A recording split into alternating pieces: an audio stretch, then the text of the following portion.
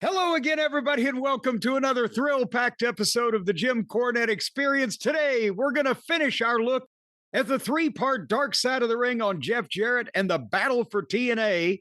We'll talk about Dave and Brian battling over AEW and the battle for logic in Tony Khan's mind may be lost. All that and more, and joining me, Hawaiian Brian, the podcasting lion, the king of the Arcadian Vanguard Podcast Network, Mr. Co-host to you.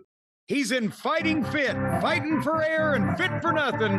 The great Brian Last, everybody. Aloha, Jim. A pleasure to be here on this smoky day for some great talk. The king of Smoky Mountain talking to someone right now in the midst of a smoky haze. Thanks, Canada. You haven't, and by the way, that is the fighting for air and fit for nothing. That's an old Bobby Fulton line that he picked up when he was a kid and went to Calgary from all the old British shooters and things. He's like John Foley that they had up there. Yeah, when I get finished with you, you'll be in fighting fit, fighting for air and fit for nothing. But apparently, are you fighting? It's just hot and miserable, and the dew point here in Louisville, Kentucky, they say after it's going to rain a few days, and then it's going to get almost to 80 by Tuesday, and it's just going to be muggy and swampy, and then it's going to break, and we're going to have fresh air coming in. But you not only have heat, you have some type of air pollution situation going on. Is it red alert? Pretty much red skies. You know, this would be the perfect time to go in the pool. It's hot, it's hazy. The pool is as clean as it's been all year. It's ready to go. Got water in it? And there's water in it, but the air is staying in it. But the from one day to another. But the air. And thanks, Canada. The Canada wildfires. This is now the second time this has happened in recent years where the skies turn red. It smells like burning wood. And it's apparently really unhealthy for you. And it's even worse in Michigan and I think Chicago right now. Well, you know where it's even worse? In fucking Canada. Where's your goddamn sympathy for them? Their fucking country, their wild kingdom up there is burning and just massive amounts. And you're worried about a little smoke and ash and carcinogen and pollution that you're going to inhale to engage in diseases. Who knows when? Maybe not for days. 2-3 years. These are pool days. And you see what happens when Jace goes on vacation? Well, he did. You know, kayfabe. He leaves town right as the fucking fires start. Mr. Toronto himself took off. They're gonna be talking to him. They're gonna bring him in for some questioning. So you just left town conveniently right before the whole fucking province went up in flames, pal. Why are you in Aruba? I'm on vacation. I swear. Oh yeah, sure. Do you think we are a rube? Huh? Anyhow, so can you breathe? Can you breathe another day up there? Or should I start looking around for another co-host? No, it's gotten okay. It's gotten better today. The breeze has helped out a little bit, and it's starting to move out, but it's still not perfect. And this is boring. It's getting better all the time.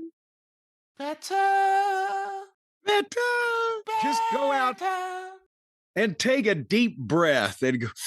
That's what every time I would touch down in the state of Wisconsin, I would walk out and I'd go, smell that dairy air.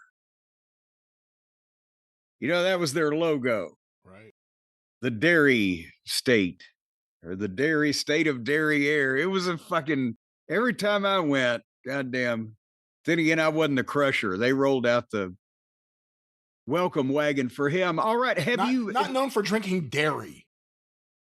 Not known for drinking dairy, but they liked him in Wisconsin regardless. He was a little cheesy every once in a while. Brian, you've known me both in our personal relationship and our online fling that we've had here now for years. You may be able to answer this question off the top of your head. It may stump you just because it's not something we've talked about in quite a while. But what, you know me, the fast food king. I've lived my life on the road, hungry and cold, and I would eat fast food just to the point where I should not be in anywhere near the shape that I'm in right now, to some people's consternation. But where are the two nationally or kind of widely known fast food places that I've made it plain that I've never liked and never will and wouldn't fucking do it no matter, no how, no way? Crystal? There's number one. White Castle? No, what? What? See, now you just took a left turn at Albuquerque. White Castle is the good Crystal. If you're going to eat a death burger in a coffin, if you're going to fucking eat a beef flavored wet sponge with onions, and they're good because it's 4:00 in the morning. And back in my day, shit didn't used to stay open late at night, except for White Castle. They knew when you walked in that you were there because you had no other choice. That was the marketing plan. But nevertheless, no, White Castle is okay. But as I've gotten older, not as often as it used to be. But there's another place I never eat at. It's even more widely known. One of the big names. McDonald's. No, all right. I've stumped you. Nathan's. Taco Bell. Oh, Taco Bell. Oh, those bastards. Taco Bell. Yum Brands, isn't it? Well, yeah, I can't keep track of whether they still own it or not anymore, the way that it was KFC and Pizza Hut and Taco Bell and Pepsi, and they've done things. But nevertheless, the Taco Bell is not only not legitimate Mexican food, I believe it's not legitimate food. I think it's some kind of shit that they scrape up out of a goddamn laboratory and slap in between as much rolled up imitation tortilla that they can find. But never have you heard what they have done? I have. This is a big story. Apparently not, if you're just blank.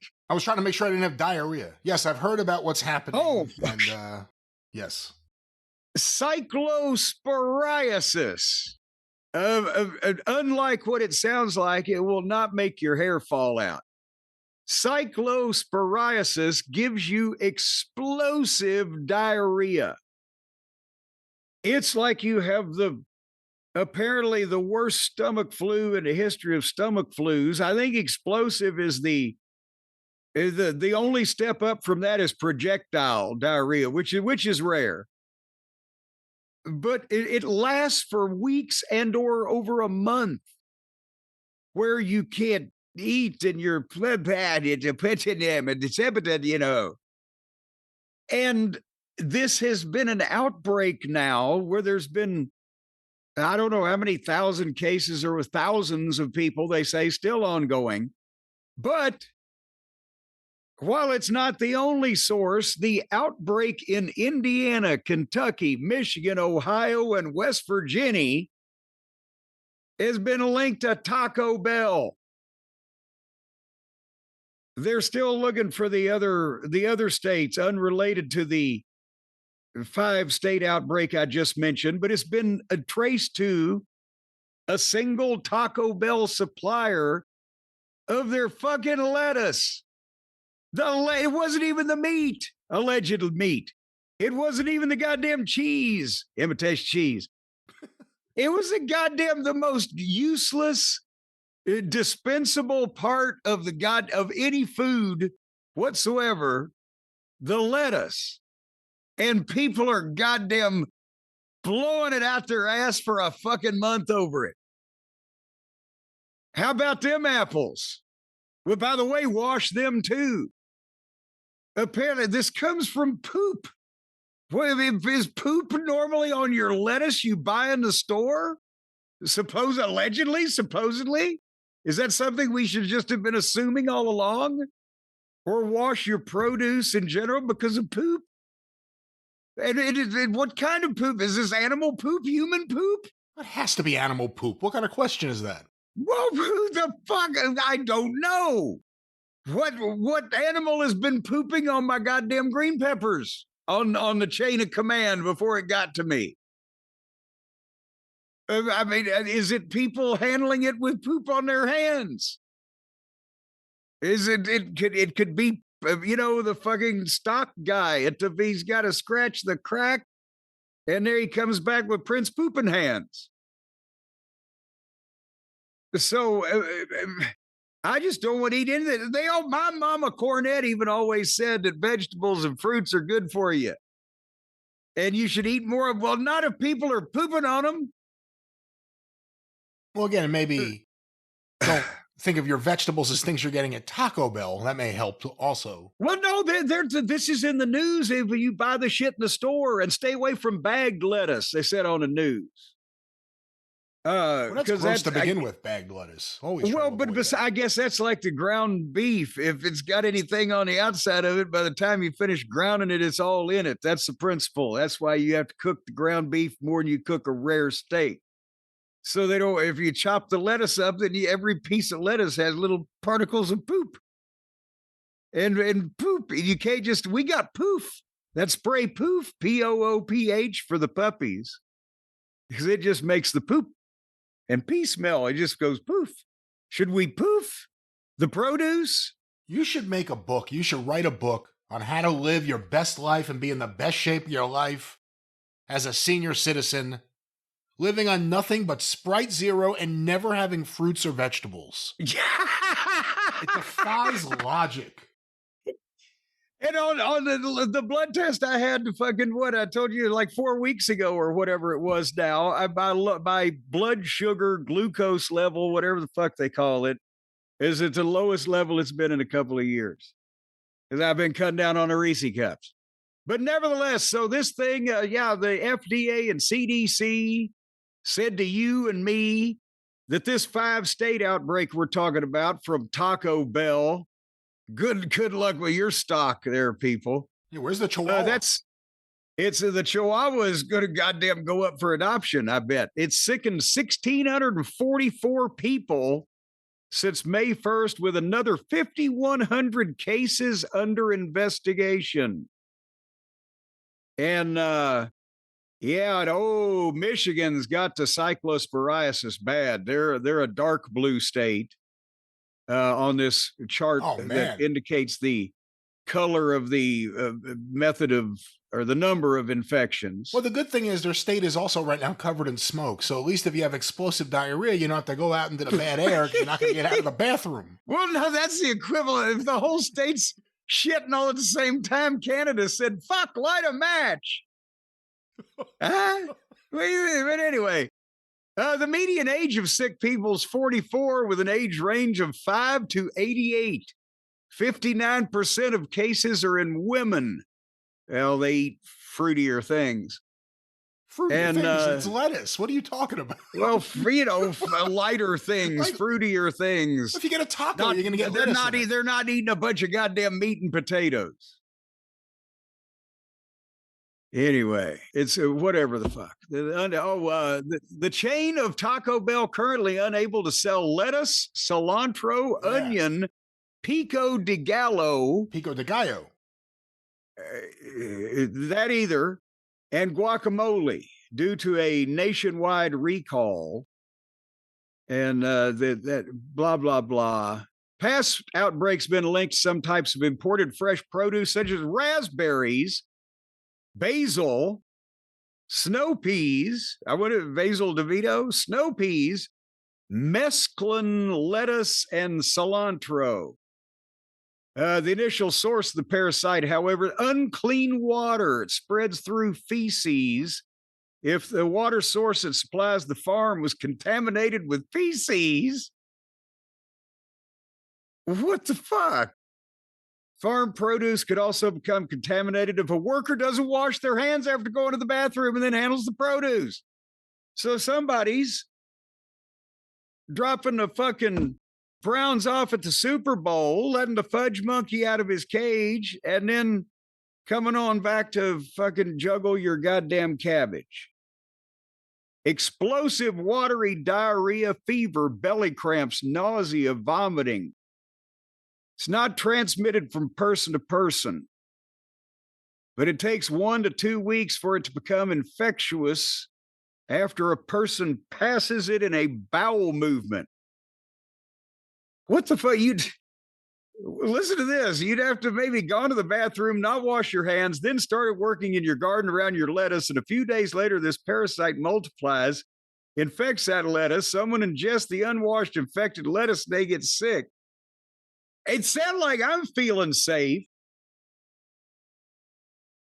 I don't know that any of that's going to happen to me. Wash your fruits and vegetables, it says, and don't soak them in bleach.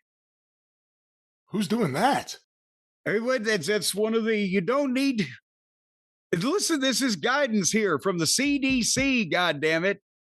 The best way to wash fruits and vegetables is simply to rinse them under running water. You don't need to use other cleaning agents, and you definitely shouldn't soak them in bleach. It's not effective at killing the parasite. Any residual traces of the potent chemicals can make you sick. God damn it. All my life, I've been scrubbing my fucking baked potatoes before I put them in the oven with Comet Cleaner. I never thought about bleaching my intestines. Anyway, so avoid. Here's tips, Brian. Which you like? This is how you can really avoid this shit. That's right. Once and for all, avoid consuming food or water that may be contaminated with feces. Oh, great idea. God damn it! I'd have never. It just didn't occur to me to think of such a thing. Avoid drinking or cooking with untreated water, which it would be basically water out of a fucking pond. Wash your hands with soap and... Yeah, really, don't go to the reservoir, folks. Yeah, I'm really thirsty. I'm going to head out to the pond, ball, and get a bucket. Would you like me to boil some eggs while I'm down there? No, that'd be treating it. You can't treat it. Ah, that's true. I'll just wash Junior's ass. Wash your hands with soap and water after using the bathroom and before, during, and after food prep. Along with washing and peeling vegetables before eating them, scrub produce with skin, such as melons and cucumbers. Cut away damaged or bruised areas on fruits and vegetables before preparing, and follow food safety handling recommendations. Well, they just stay away from Taco Bell. Explosive diarrhea is mentioned numerous times in this fucking article. And also they're cautioning against using ivermectin. What's that? That's what the fucking maggots were trying to get everybody to take to cure COVID. It's a goddamn horse medicine, veterinary drug for like if your horse gets worms. But even if it hypothetically cured COVID, what would it have to do with explosive diarrhea? That's a completely different symptom. Well, again, the CDC again is particular. She cautioned against using this which is available. Oh, because where this CDC doctor practices in Texas, it's available over the counter. Oh, that's good. If you'd like to deworm yourself with the same fucking dewormer that the thoroughbreds that run in the Kentucky Derby use, ladies and gentlemen, go on down to Walgreens, get you some ivermectin. But there's no warnings about kratom. We're good to go with that, right? I think they're cracking down on that in some places, but I bet you Texas ain't one of them. What do you think? You're probably right. Yeah. But anyway, so that's what's been going on over there. Stay away from Taco Bell. When's the last time you ate, Brian, at Taco Bell? You're a person that used to be on the go, grabbing these quick meals. I haven't had Taco Bell in probably 17 years, give or take. Well, then you can trace it back that specifically. That indicates that you're glad that you got away from it. Yeah, no quiero Taco Bell. No quiero for Taco Bell. All right, before we got a great show. We're going to have a great time. I don't know about you people listening. You're probably just going to have to fucking hang on. But to bring some people down and vent other people's frustration, let me get this out of the way at the start. The desperate despot, Adolf Hitler, gave another rambling, incoherent, babbling, dementia-ridden speech to the nation, and thankfully even some of the networks refused to cover it because they knew it was going to be bullshit ahead of time. But he gave a speech to the nation, and obviously nobody cares at this point, and everything he said was a lie, and that's normal also. But what wasn't normal about this was he's laying his groundwork because, again, folks, for our international audience, Trump's approval rating in the United States is now at 37%. And I know what you're saying. What have you got to do to get in the 20s in that country? Hang nuns and paddle them with electric shock sticks on Broadway. But that's probably about as low as anything almost ever gets in this situation, because we've established 37% of the people, yeah, they either believe that they want this, or they actually do know what's going on and they really do want it. But nevertheless, he gave a speech, and this time the supposed president of the United States called a nationally televised speech not to talk about all the problems that are going on and how everybody's broke and at war and fucking pissed off. He's laying the groundwork to fuck with the midterm elections in November, because they realize now, or the Republicans have known for a while, that as this guy gets more delusional and demented and more pissed off at the same time, he's an anchor around their necks. But all the rubes, 37% of them, well, 100% of the rubes, and that's 37%, are still with him. And they're trying to thread this needle where no matter what batshit thing he tries to do, they try to come up with a way to justify it. He came out and said the elections in this country are crooked, specifically mentioning the only one he ever lost so far, unfortunately. But he's already setting the shit up because the Republicans are going to get trounced. Everybody's fed up and pissed off with this. And the Republicans are going to lose control of the House at least, and hopefully the Senate. And who knows, if they can't bring Mitch back to life, there goes another one, whatever. But what he did was he lies every time his lips move, but he did the same thing he always does. He lies about a problem that doesn't exist, throws out bullshit evidence online that is not actually evidence, but because the people who are into him are not going to go online and read anything difficult, they just buy it. Oh God, he's got proof. He wants to poison the well of the elections again to make it a problem that doesn't exist, that needs his solutions that are going to make it harder for people who don't want to vote for him to vote. Or when the people that don't want to vote for him go and vote for somebody else, when they do, he'll say that it was crooked and he'll try to overturn it. Or he'll seize the ballots and break up the honest chain of command so nobody knows how the fucking recount's supposed to go. Or he's got these stooges, charlatans, and imbeciles placed around the country in various important positions. Or who's to say he's not going to send the Gestapo out? Let him take a break from shooting citizens and innocent people in the streets to go and make sure everybody votes the right way. It's bullshit, and people are calling bullshit on it as soon as it came out of his mouth. It's being reported on the news, which is why he's trying to buy all of those. Fox News was already in the bag. Now CBS is under control. They're compromised. Now next, he wants this merger so that he can get a hold of CNN, and you won't be able to trust them for real. Not like the bullshit that the maggots have spouted because they tried to defend Fox News like Uncle Dave defends Tony Khan and AEW.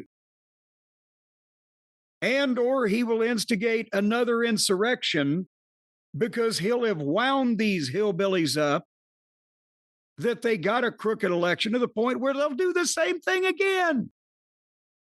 And he doesn't care because he doesn't care about anything but himself.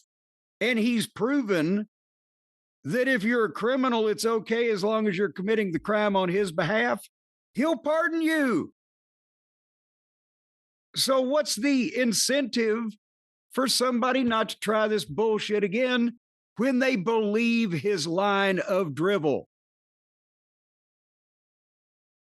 And the Save America Act ain't getting passed because even the few handful of, I don't know if you can say honest, but realistic Republicans are not going to fucking vote for it, and none of the Democrats are. And the only thing that might save America is for the cholesterol to hurry up and do its job. But this is going to cause more trouble and more people getting hurt and more threats and everything toward everybody because a wretched fraud that you kind of had to be fucking half-assed stupid to begin in the first place to believe has caused all this, and he's supposed to be the president of the country. They investigated all the shit that he still keeps throwing back up. He's been kicked out of every court with every election theory and conspiracy. There's never been any evidence. He's a complete psychopath who can't get over the fact that he fucking lost and he wants to get even with everybody. And this is what we have to put up with from when there's just off the top of my head. Oh, golly. Donald Trump is still arguing about what happened in 2019 when we've got an unnecessary war in Iran. Everything costs more due to a variety of stupid policies that he's made or implemented. He's pissed off all of our allies around the world. We're the laughing stock of citizens around the globe who think that we, honest to God, all believe this guy is not deranged. Criminals, insurrectionists, child molesters pardoned, either for bribes or because they were on the right side of January 6th. They're hauling them back in on different offenses every day. The Gestapo still in the streets murdering people. Got a couple this past week. The whole family, the whole crime family, making billions of dollars off the taxpayers and the suckers with the crypto and the fucking stock transfers. The suing or intimidating or the buying up by friendly forces of all the news outlets that I mentioned before. The Department of Justice being run by his personal attorney. He's destroyed half the White House, and the FBI is guarding the reflecting pool. So, besides the fact that he has poisoned the well of American society for the next 50 years, we'll never be able to talk sense to 3.7 out of 10 people that still exist in this country. He's trying to make sure that all of his fucking minions don't get voted out so that some people will start reminding him that he's about to go to fucking prison. But it's a wonderful speech. Did you like it, Brian? I was surprised it didn't go longer. It was pretty short. I really thought he was going to do like an hour ranting about all this. It was pretty quick, in and out. I think he realized because he was in prime time, some people were going to get hot if he fucking didn't get them back to programming so they could see their program. He got his ass kicked by Joe Biden, and that's like the most embarrassing thing in the world to him, clearly. And, you know, you don't have to like Joe Biden, but Joe Biden kicked his ass. It was fair and square. He kicked the shit out of him. It was a national election. The same way Trump beat Hillary, the same way Trump beat Kamala. Kicked the shit out of her. Biden beat Trump big time. And Trump, it's not even about Biden, although this is the biggest case because he thinks Biden's a weakling. Trump can't accept losing. He can't admit that he lost. He pretends that losses are victories. And he's got enough stooges and flunkies that make it happen. They had some guy in Capitol Hill this week, and John Ossoff out of Georgia was saying, who won the 2020 election? Oh, I saw that. And the guy just kept saying Joe Biden was certified. Oh, but who won? I'm not going to do this. You're not going to do what? You're not going to answer questions like this? So even the people that know better are afraid to say anything. Oh, but it's Vince still fighting the battle of WCW 15 years later. Get Sting in here. We're gonna. Are you surprised he hasn't pardoned Vince? Are you surprised he hasn't pardoned Vince? Well, no, because Vince ain't going to jail. What's he going to pardon if you can't pardon somebody from civil litigation? And they have put forth nothing that indicates that. I'm sure. Oh, I can't imagine Vince would spend much time in jail. And imagine the publicity that Schittler could get with that. He'd be popular. That type of thing. I actually think Vince would probably get a lot of friends in jail. Well, I'm sure of that. I'm talking about from before that he got a pardon or a commutation or a commendation or whatever you get. I don't think Vince would be in the general population very long at all before something happened. And just all the unnecessary shit. He didn't have to fuck with the reflecting pool. Just a non-issue. He didn't have to tear down the White House. They have now, I don't know if you saw this, whenever they have reporters from any channel in front of the White House, they all kind of have like the same position whenever they're doing a White House story. Because he took the arches down and is renovating those, there's just like a giant backdrop. There's just like a giant Hollywood backdrop of what they will look like or what they could look like. Just unnecessary.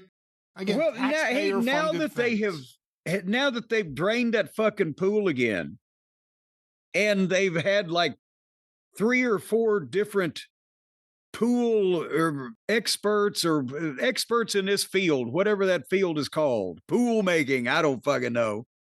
They've said it's poor application. Are they going to drop the criminal case against the U.S. Olympian that they arrested? He's up for a possible 10 years for vandalizing government property because he reached in and took a hold of a piece of the flapping liner that was coming loose from the bottom, and they nabbed him. Do you think now are they going to make him go all the way through the court process to be found not guilty? And he's a guy that represented this country in the fucking Olympics, for fuck's sake. I think they're going to make him spend any money he can on lawyers, although hopefully he has some volunteer lawyers. I think I saw some of his. I don't know if he's paying them or if they're, fighting Trump. Who knows? But yeah, I'm sure they're going to make him fight it. And this whole thing is ridiculous. Well, anyway, you know what is not ridiculous, young man? And I'll tell you what's not ridiculous, and that is that our friend Dave Brzezinski from the great state of Michigan is currently shitting its guts out right now. Hopefully he's on one of his, he travels the world. He goes to Europe quite often. When I was a teenager, I was a euphemism for vomiting. I went to Europe. Well, no, he's a wine connoisseur. He's a wine connoisseur. Well, no, he doesn't drink wine from sewers. He gets it from goddamn bottles over there, like responsible people. But in another life, he was Supermouth Dave Drayson, and he and some of his cohorts have been doing a set of big-time wrestling trading cards. And he just sent me a new set. It's pictures of all the stars, ladies and gentlemen. Sheik and Bobo and Fred Curry, and I can't remember who all was included because they've done 2 or 3 sets, but once again, all the stars of the Kobo from your childhood, or depending on how old you are, from your young adulthood. I think if you were 30 at that point in time, you'd be dead by now.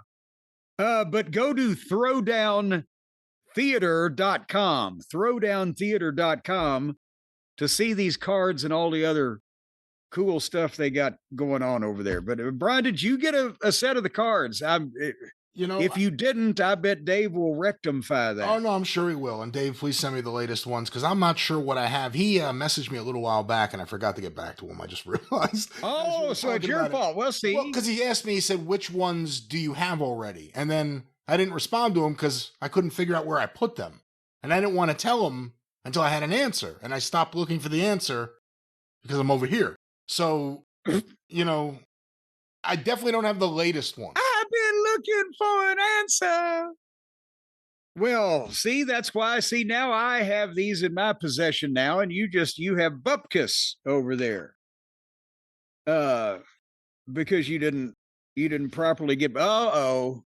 Well, should I be on a headset here plugged into my wall and electronic equipment during a thunderstorm? What do you think will happen? What is happening? You just went uh-oh in the middle of your sentence.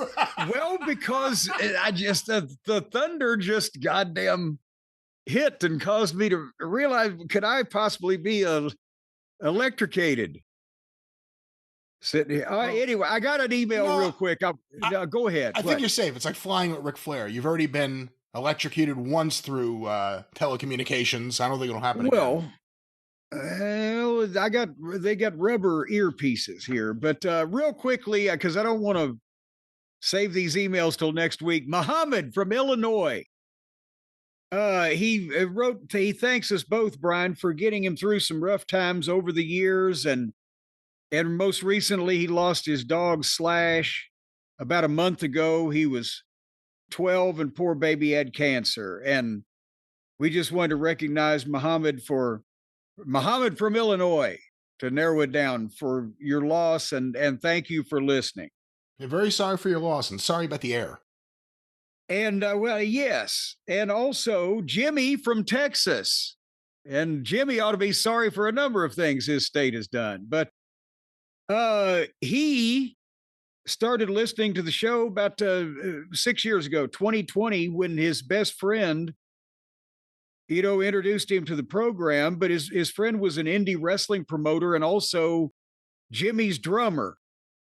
So indicating Jimmy's in a band. Either that or he's one of these people that just has a drummer followed by I don't know. That's a great idea. I got to try that. But anyway, but his friend passed, and we fulfilled Jimmy's request to honor him on the show. But since he started listening to the show, Jimmy has lost his best friend, his sister, his cat Pants, and now his grandmother just passed this a week or two ago.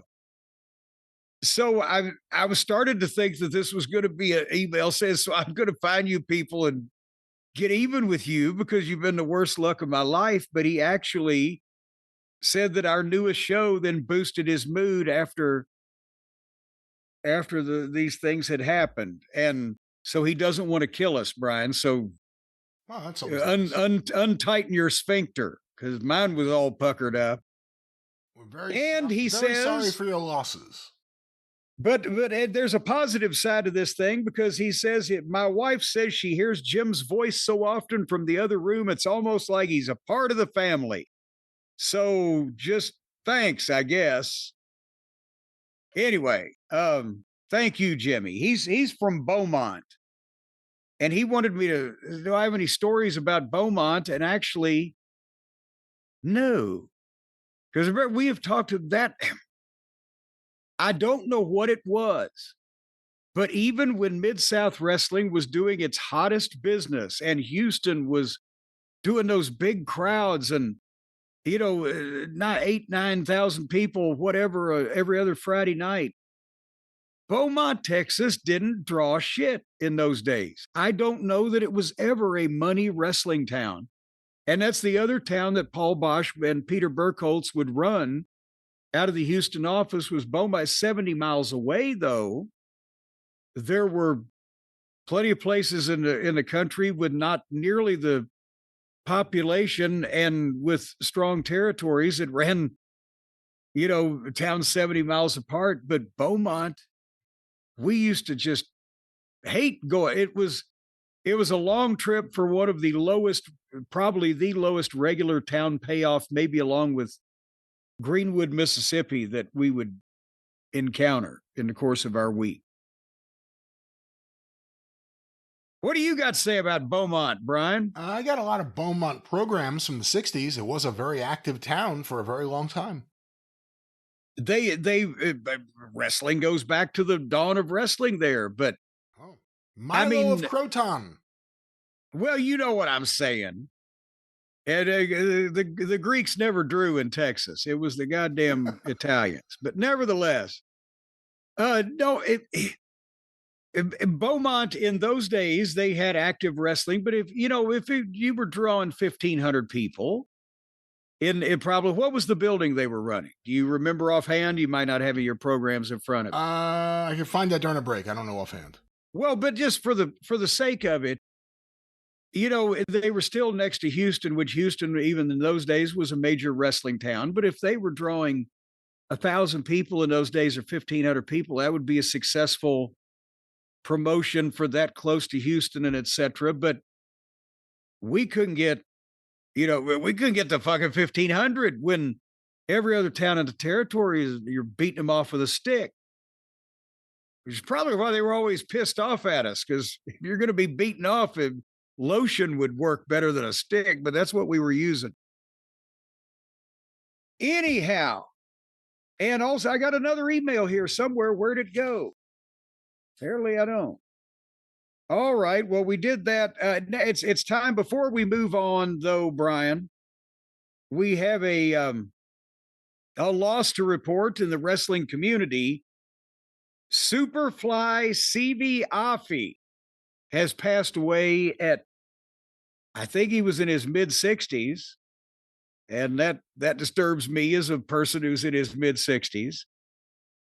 I didn't see any particular cause of death, but I mean, he's one of those guys that is kind of at this point is an answer to a trivia question. And people who remember him, he made a big impact, but over a short period of time by being in the right place at the right time. Having the right look. Having the right look.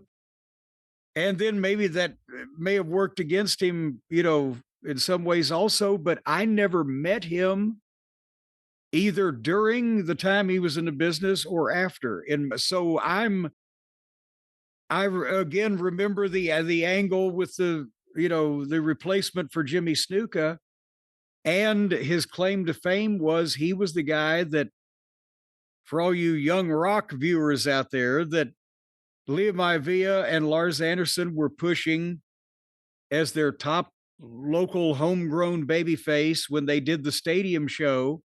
And he went an hour with Flair in front of, the reports varied, but a bigger crowd than they've ever drawn in Hawaii for wrestling before or since, at least that. And otherwise, I don't know that much about him.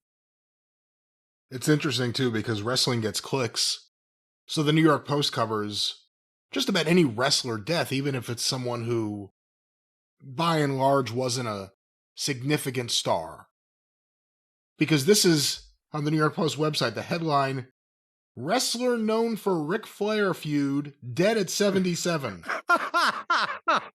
Maybe known for Ric Flair match. 77, holy mackerel. But okay, that the stadium show was 1985. That's 41 years ago. 86. He was 36 years old then. Yeah. So he wasn't a young guy. And, to me, one of the most amazing clips, I love it. I've examined it because I'm fascinated by it. Madison Square Garden, early 86. Superfly Jimmy Snuka had been fired in July, I think. He was there for WrestleMania, gone pretty quickly after, had a major meltdown in the Middle East on a tour, caused a lot of problems, and then the Argentino family sued. That also happened in 85. I don't know if people put the two and two together. But he's gone, and he was super over, as fucked up as he was. So early 86, Madison Square Garden, the home of so many great Superfly Snuka moments. Everyone remembers him in Morocco in the cage. The bigger one was him missing the splash on Backlund. Yeah. That was always the bigger match and the bigger thing. But music hits. And back then, not everyone had music, so it was still one of those things where, not even a pop yet, just a ooh, who's coming? And you listen for a second and you realize It's the theme from Shaft. So let's stop for a second, because obviously Superfly was another rival. I don't know if you would say a rival movie, but it was another blaxploitation film. The first two, and I lived through this, kids, in real time, so I can tell you they may not have been the first chronologically or released or from a minor studio or whatever, but the first two major films that launched the blaxploitation era of film in the early 70s were Shaft and Superfly. And it was kind of like a Marvel and DC. Shaft was obviously Richard Roundtree with the music by Isaac Hayes, the private investigator that's the sex machine with all the chicks. And Superfly starred Ron O'Neal and had the fucking incredible soundtrack by Curtis Mayfield. Oh, the best. And he was the fucking drug guy. So it was the yin and yang and the opposites. But those were the two movies, Shaft and Superfly. Right. And the music hits. And I don't even know if people put two and two together yet that, oh, this is the theme from Shaft, which came out, whatever, 13 years earlier or whatever. Yeah, because, this is, yes, easily 13 years. But the music hits. And for TV, the arena doesn't see this yet. There were no, monitors yet back in those days. In the back, in the hallway at Madison Square Garden, that famous hallway, there's Sivi Afi. And he's got the traditional kind of Jimmy Snuka garb, the skirt, or I don't know if they call it a dress or whatever. You know what? Well, no, they don't call it a dress. They're on the islands. It's the ceremonial. Imagine of the fucking luau in Hawaii and the grass skirts and things and the bangles and baubles and the shells and yeah. Well, he also has like giant clubs of flame and it's like it just has fire. Yes. So I mean, it's a whole big thing. They're really going all out.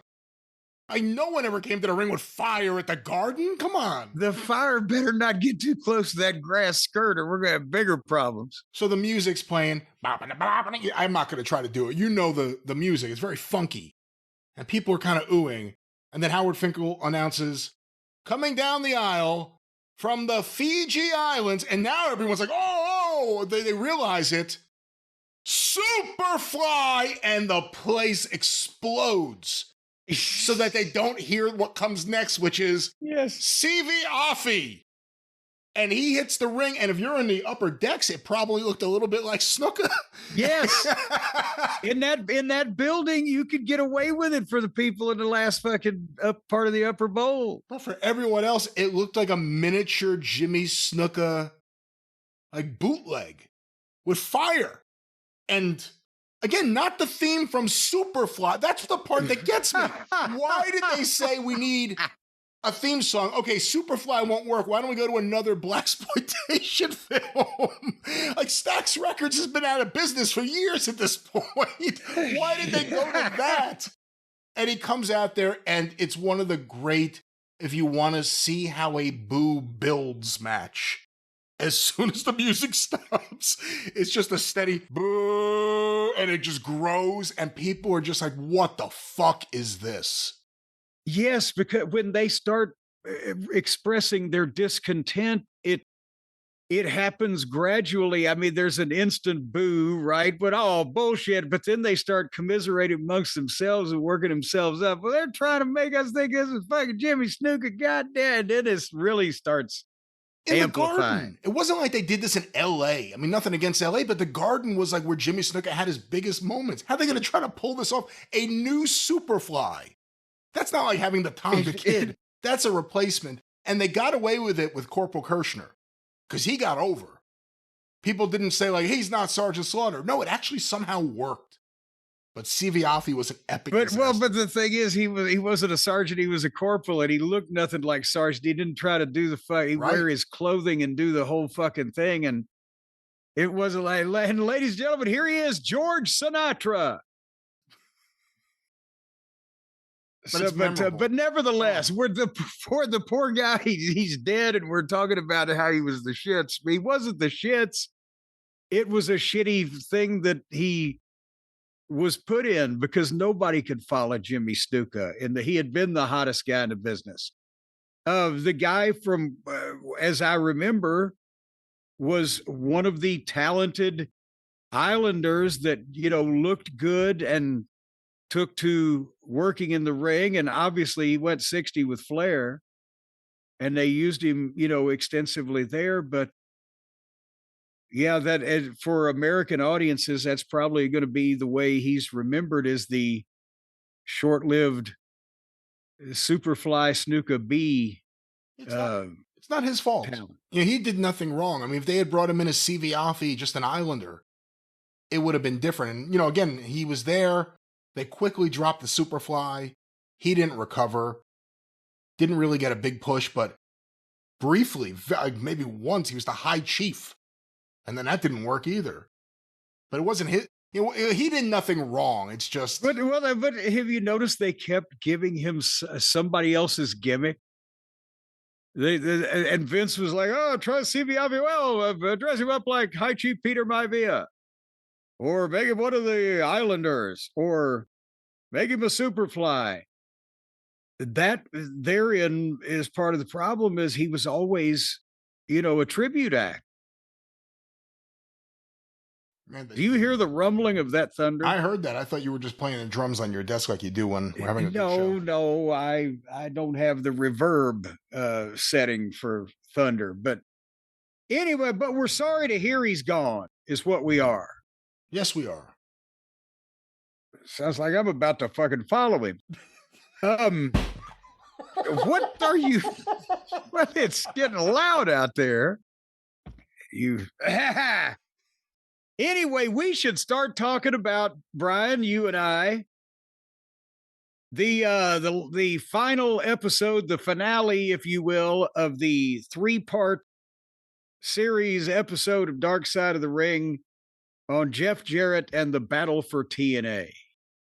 And Brian, before I go any further, I want to say, if you hear, in addition to the thunder that we've been experiencing, the torrential rain that came just a second ago and maybe audible, I apologize. We're in a monsoon here, but we will press on. The Dark Side of the Ring, the 3rd part, the final of the trilogy of episodes. But I want to go back to something that was aired late in show number 2 or hour number 2 that I don't think that we got distracted and went someplace else before really touching on. But wasn't it awful convenient? Wasn't it so coinkadinkle that somebody with a disguised voice went on Bubba the Love Sponge, at the time Hulk Hogan's best friend's radio show, to reveal to the public that Jeff Jarrett and Karen, formerly Angle, had become a couple just 2 months before.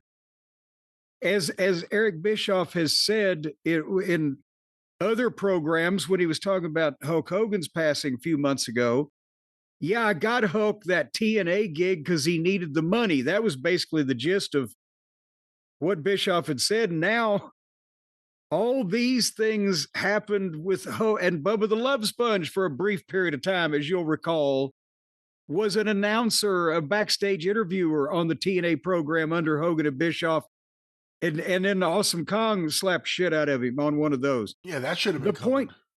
The point being, all of these people in Hulk Hogan's periphery started with this announcement on Hulk's best friend's radio show, and then suddenly, conveniently, 2 months later, Jeff Jarrett's been sent home by Dixie Carter, and she's the belle of the ball, sporting Hulk Hogan, her newest signee. And it's just funny how that turned out, wasn't it, Brian, is the point I'm making. So let's really cut to the chase. What do you think? You think it was Bischoff with a voice disguiser? Well, I don't know if it was Bischoff actually making the call, but it just seems odd that somebody would know how to get to Dixie or get under Dixie's skin or make some public thing that Dixie could use as an excuse. And whatever. It was nice little arrangement there, the way that happened amongst that circle of friends.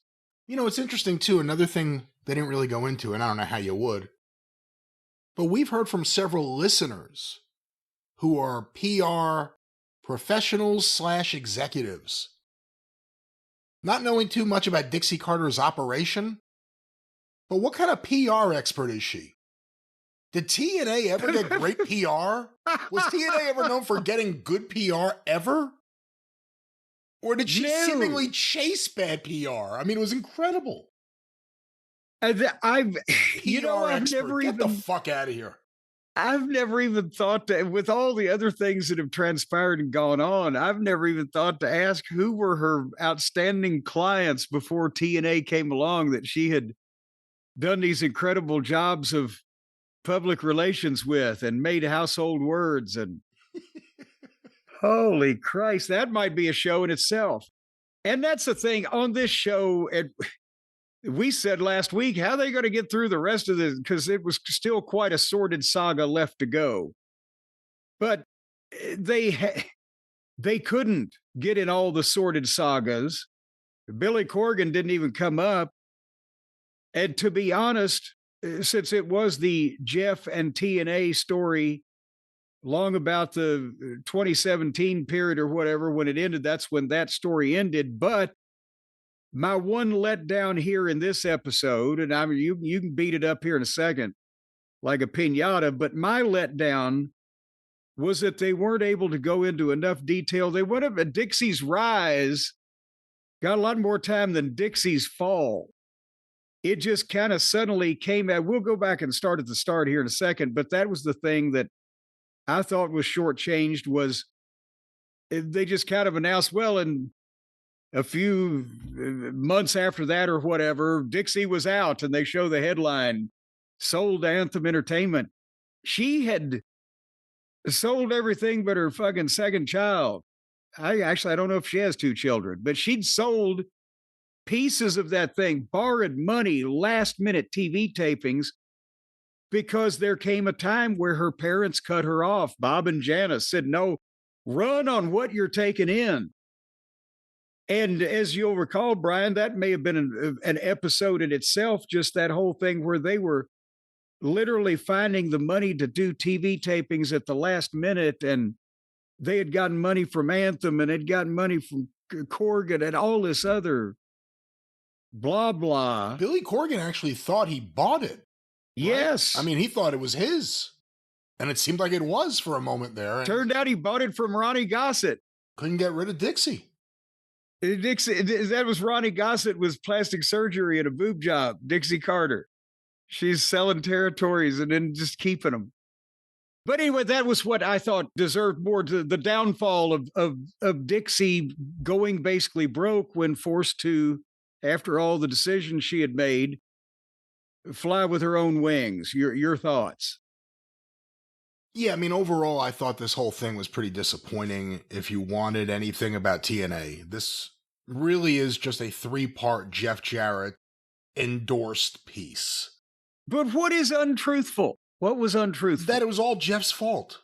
That Jeff was the one who went crazy over fucking Vince Russo and insisted on him being there, and that ended up being a problem. And that you keep going back to my weak spot where I can't argue with you, you son of a bitch. You know, he's the one. And, you know, was it as simple as Vince Russo was the only booker who booked Jeff Jarrett the way Jeff thought he should be booked? Or was it just simply he really believed that Vince Russo was a revolutionary, fantastic wrestling TV writer? Those are the two options. Or maybe he was just the only unemployed guy that would take the fucking job. Why was the job necessary? Again, the idea of writing the shows, that was a relatively new thing still. Yeah. It wasn't like it was as established as it is now. With Jerry Jarrett and Dutch Mantell, I think you could have just done quite well. But also, I think any other additions. You know, but that brings up something we've actually heard from a lot of people. I've seen feedback that the show is too, I don't know if nice is the right word, but it doesn't do anything to upset Vince Russo. And they didn't bring up, you know, again, they brought up Hogan kicking Dixie off his leg. They didn't bring up Spike TV kicking Dixie off the channel. And I think that's a big part of the story. Yeah. Dixie relying on Russo. The Dixie-Russo relationship is never fleshed out in this thing. Well, but I think a lot And of the people loyalty. also, I think they because Russo claims, well, it wasn't because of me. It was more because Dixie lied rather than it was that Russo was around and she had kept it from him. I think here's this wrestling company run by this dingbat in Nashville that we've put money into and suffered through a lot of different shit, and they've false started this and gone back on that, and now she lies to us just about who she's got writing this thing. You know, maybe it's just time we don't need this headache. So it wasn't. I don't even know if it was the concept of Russo's shittiness because he'd been shitty for so long, but it was the fact that she had to lie to him about it. And I think here part 3 was almost like the last season of Game of Thrones. They rushed through so much shit. There was a lot more shit. And, you know, if you can't do it right, do it a different way. Cut down on the reenactments and just try to get to more of the story. But, you know, if you cover one end of it, you kind of have to cover everything else happening. And it was never presented that way. But Jeff, no mention of Global Force Gold when he was doing his bullshit Santo Gold act, trying to sell wrestling fans on bullshit gold or whatever the fuck that was. Well, but they also didn't cover the what was it? The fucking it was a crossover wrestling and NASCAR thing, What's that? Speed or something like that. I don't even know what that is. What are you talking about? No, remember after Ring Ka King? See, that's the thing. I'm like, fuck you to everybody. Goddamn, who do you know that's started all these different television ventures and got all these TV shows on everywhere? At least Jeff kept moving. But he's gotten more TV shows with goofy names launched than anyone in wrestling history. Ring Ka King, I'm sure, has some meaning over in India, but also there was it was a goddamn racing, appealing wrestling program that was on one of the channels that has the car racing. It's not my world, so I don't know. But they did that too for a while. Wow. Yes, during some period of the mid 2010s TNA. But where were we going with that? Well, basically, there was a lot more shit to go, and with the whole Spike thing. But because I'm sorry to but like with Dixie, like they do everything to tell you how she gets in. No one who really presents her in a positive light is interviewed, but everyone there presents her in a light, and nothing's ever kind of rectified. It's never explained. Like, if her rise is such a part of the story, you have to explain the downfall. You can't rush right through it. And her being dragged out of there kicking and screaming, although she still owns a little piece, I think. Well, no, that's the thing. She was dragged out of the building kicking and screaming by Hogan, and then later on, she was dragged out of the actual company kicking and screaming because Jim Ross had told me the same thing years ago, that Bob Carter wanted Dixie to be around. It would kind of like it had hurt her feelings. You know, she'd give her a title or whatever. When Jeff Jarrett had Toby Keith, as he said in this episode, ready to buy the thing, or at least put capital in the thing, or however the deal was going to be done.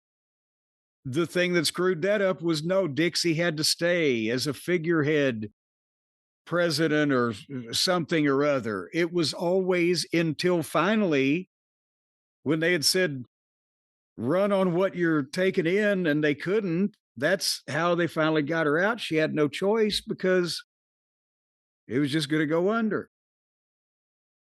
But that's what especially made the talent meeting with Dixie when they started the program off. And Awesome Kong again, she's fucking hilarious. Did you hear the let them eat cake? Oh, fuck. That's why I wish they would have covered her and Bubba. She's one of the highlights of the TNA 3-episode series. Give her another whatever story. Bubba had said about some famine-ridden people in Haiti. Yeah. And Bubba had said something, and she came up backstage and just slapped the shit out of him. Anyhow, Dixie dressed everybody down. If you're not with me, then here's the door, and don't let it hit you. And They're going to be done my way, and everybody's going to listen to me, which has been done many times in many ways.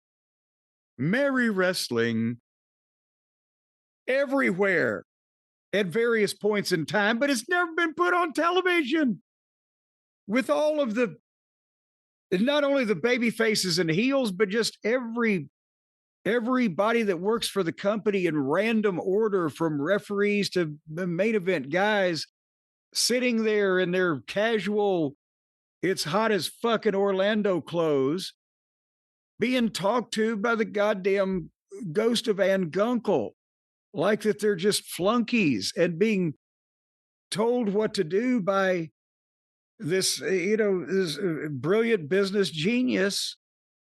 She lost the locker room there when she put it on television. Made them all look like fucking idiots. Oh, someone should have just stood up and said, you know what? Fuck you.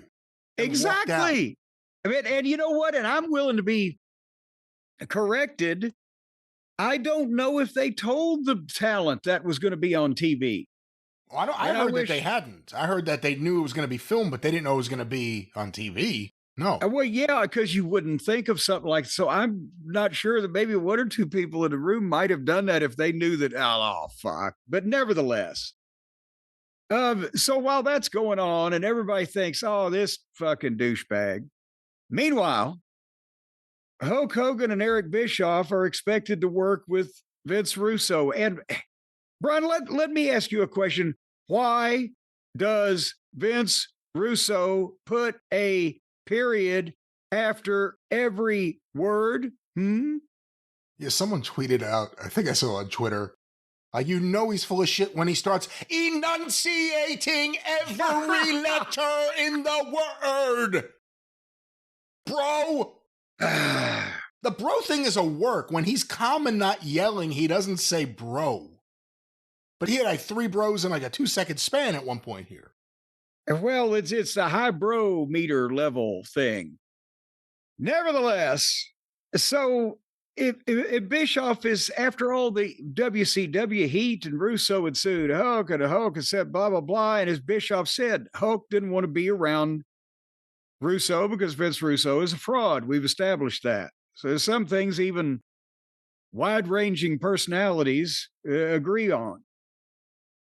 So Bischoff and Hulk start the revamp, and it's a complete roster overhaul. The ex-WWE guys, the Hulk's friends, they dumped the 6-sided ring and pissed off many of the fans that existed.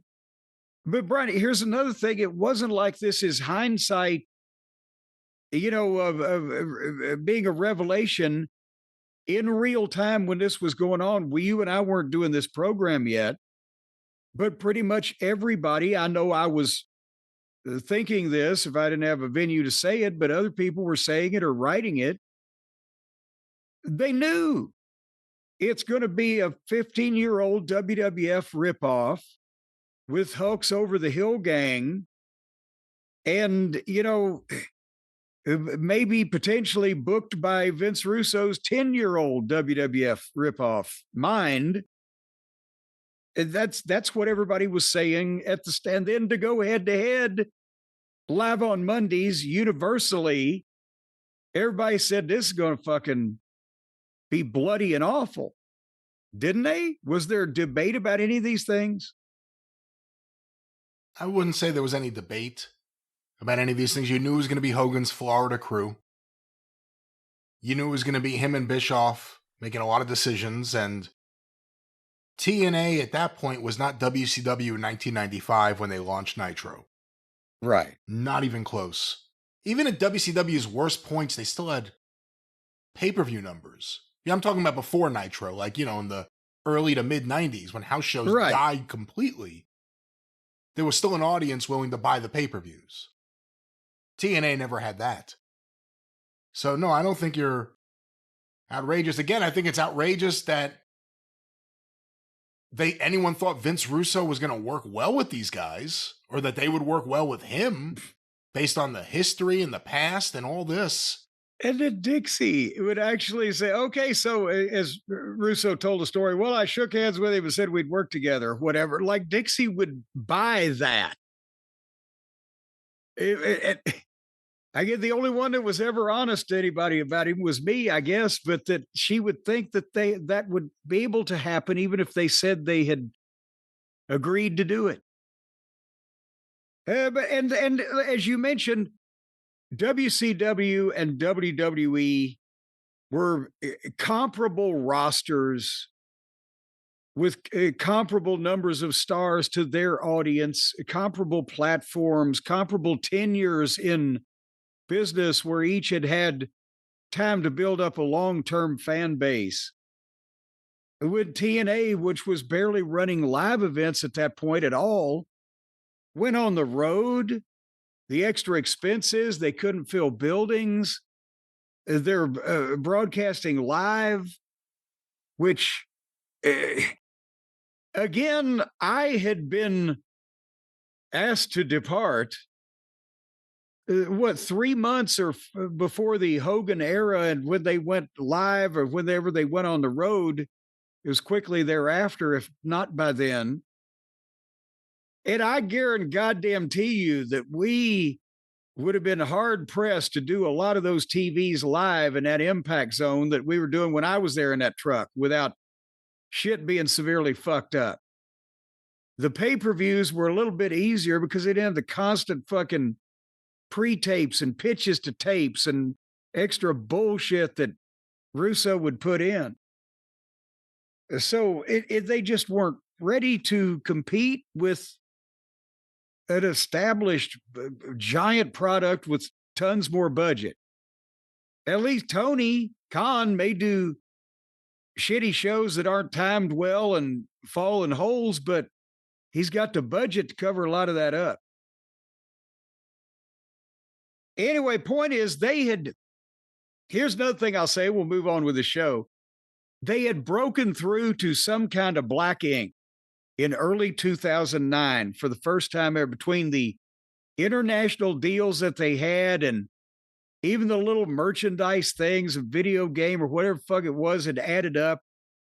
And the pittance they were getting for rights compared to what today's fees are. But Dutch, again, you couldn't get the pay-per-view numbers, you couldn't get accurate financial numbers because Dixie's not going to fucking tell anybody. It's embarrassing.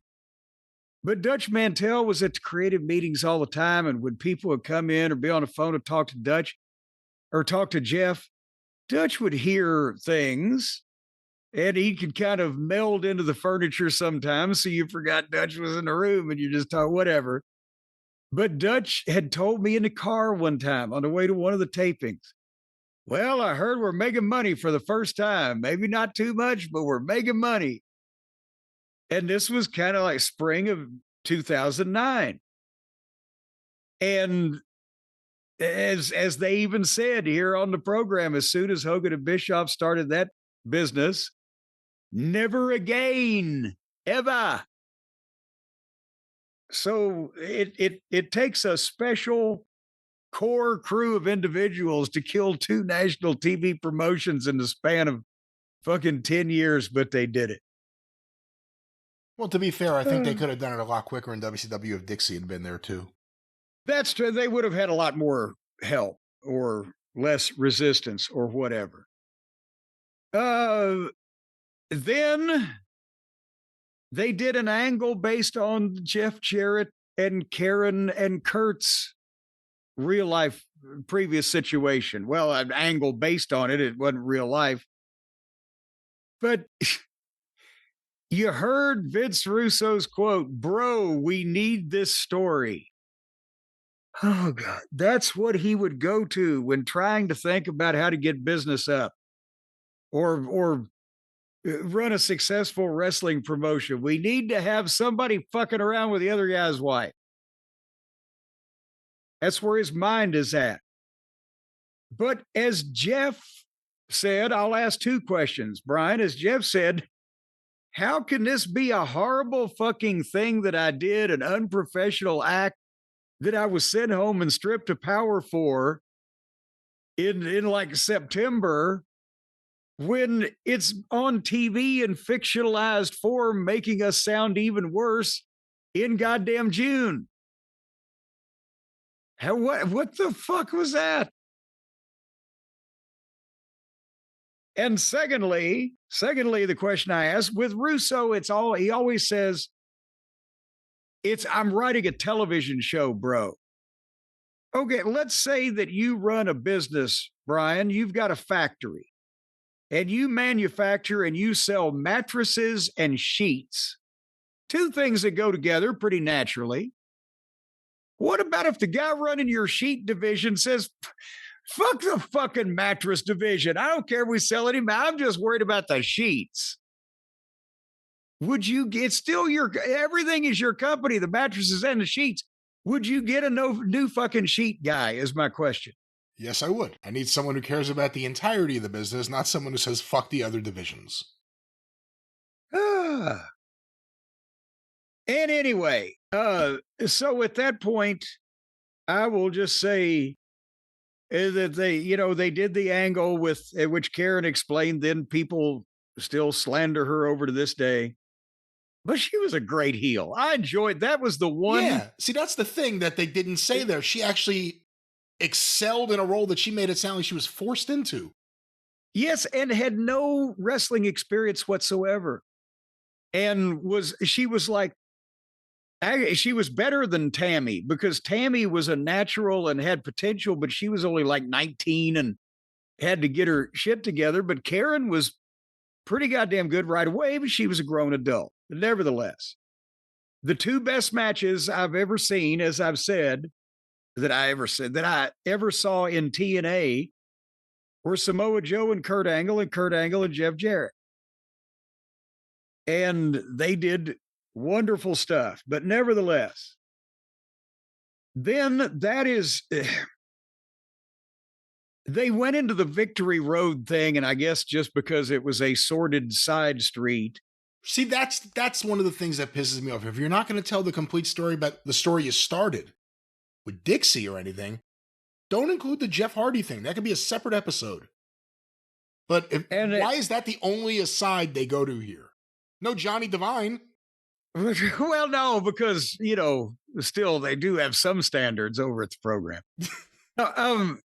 That's where I would have liked to have seen 5 more minutes on Dixie's downfall instead of poor Jeff's pothole in the road. But that was a big thing at the time. And hearing these people, because remember, we've talked about it. This was 2011, but we've talked about it for some reason in the past.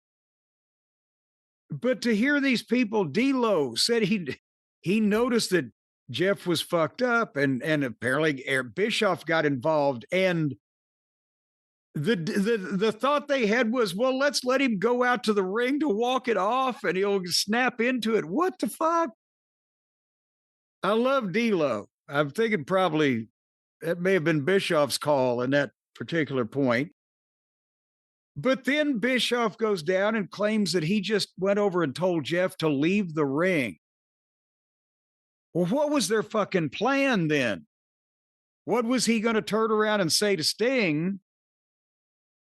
Like, did they have, because he never said we had so-and-so in the back ready to go and I'm going to change the match on the fly. I don't believe. Yeah, and that really helps the babyface when the authority figure comes out and orders him to the back and he just says, yes, sir, and leaves. Well, yes. And of course, Jeff says he doesn't remember what fucking Bischoff said to him anyway. But I guarantee you that Bischoff said he's going to beat you with his fucking finish. I guarantee you. Just take his finish and drop the fall, however he conveyed it. But nevertheless, he says, told Jeff to leave the ring, and Jeff just was blank. So he told Sting to beat him with his finish because Jeff didn't get it. Well, one way or another, this answered a question that I had and never actually asked anybody that would have known before. Jeff Jarrett was in town, was at the taping earlier the day, but had gone back to the hotel because he's not figured in and involved anymore. But Russo called him, bro, get over here now. And by the time he got there, they had let Jeff go out. And they'd let Jeff Hardy go out. So Jeff Jarrett went in the truck, watched the playback, and was like, you let him fucking go out. And then he said he started getting a bunch of different stories or whatever. But it was nice of Jeff Hardy to apologize now, and it was his wake-up call. And if that helped him change his life, wonderful. But we could have used 5 minutes elsewhere on the program. Yeah, and he sounded really good and healthy. And also, let's not forget, he got busted again after this. Remember, he got busted in AEW. Oh, fuck, that's right. Well, then maybe he overslept his wake-up call and they had to call him back from the front.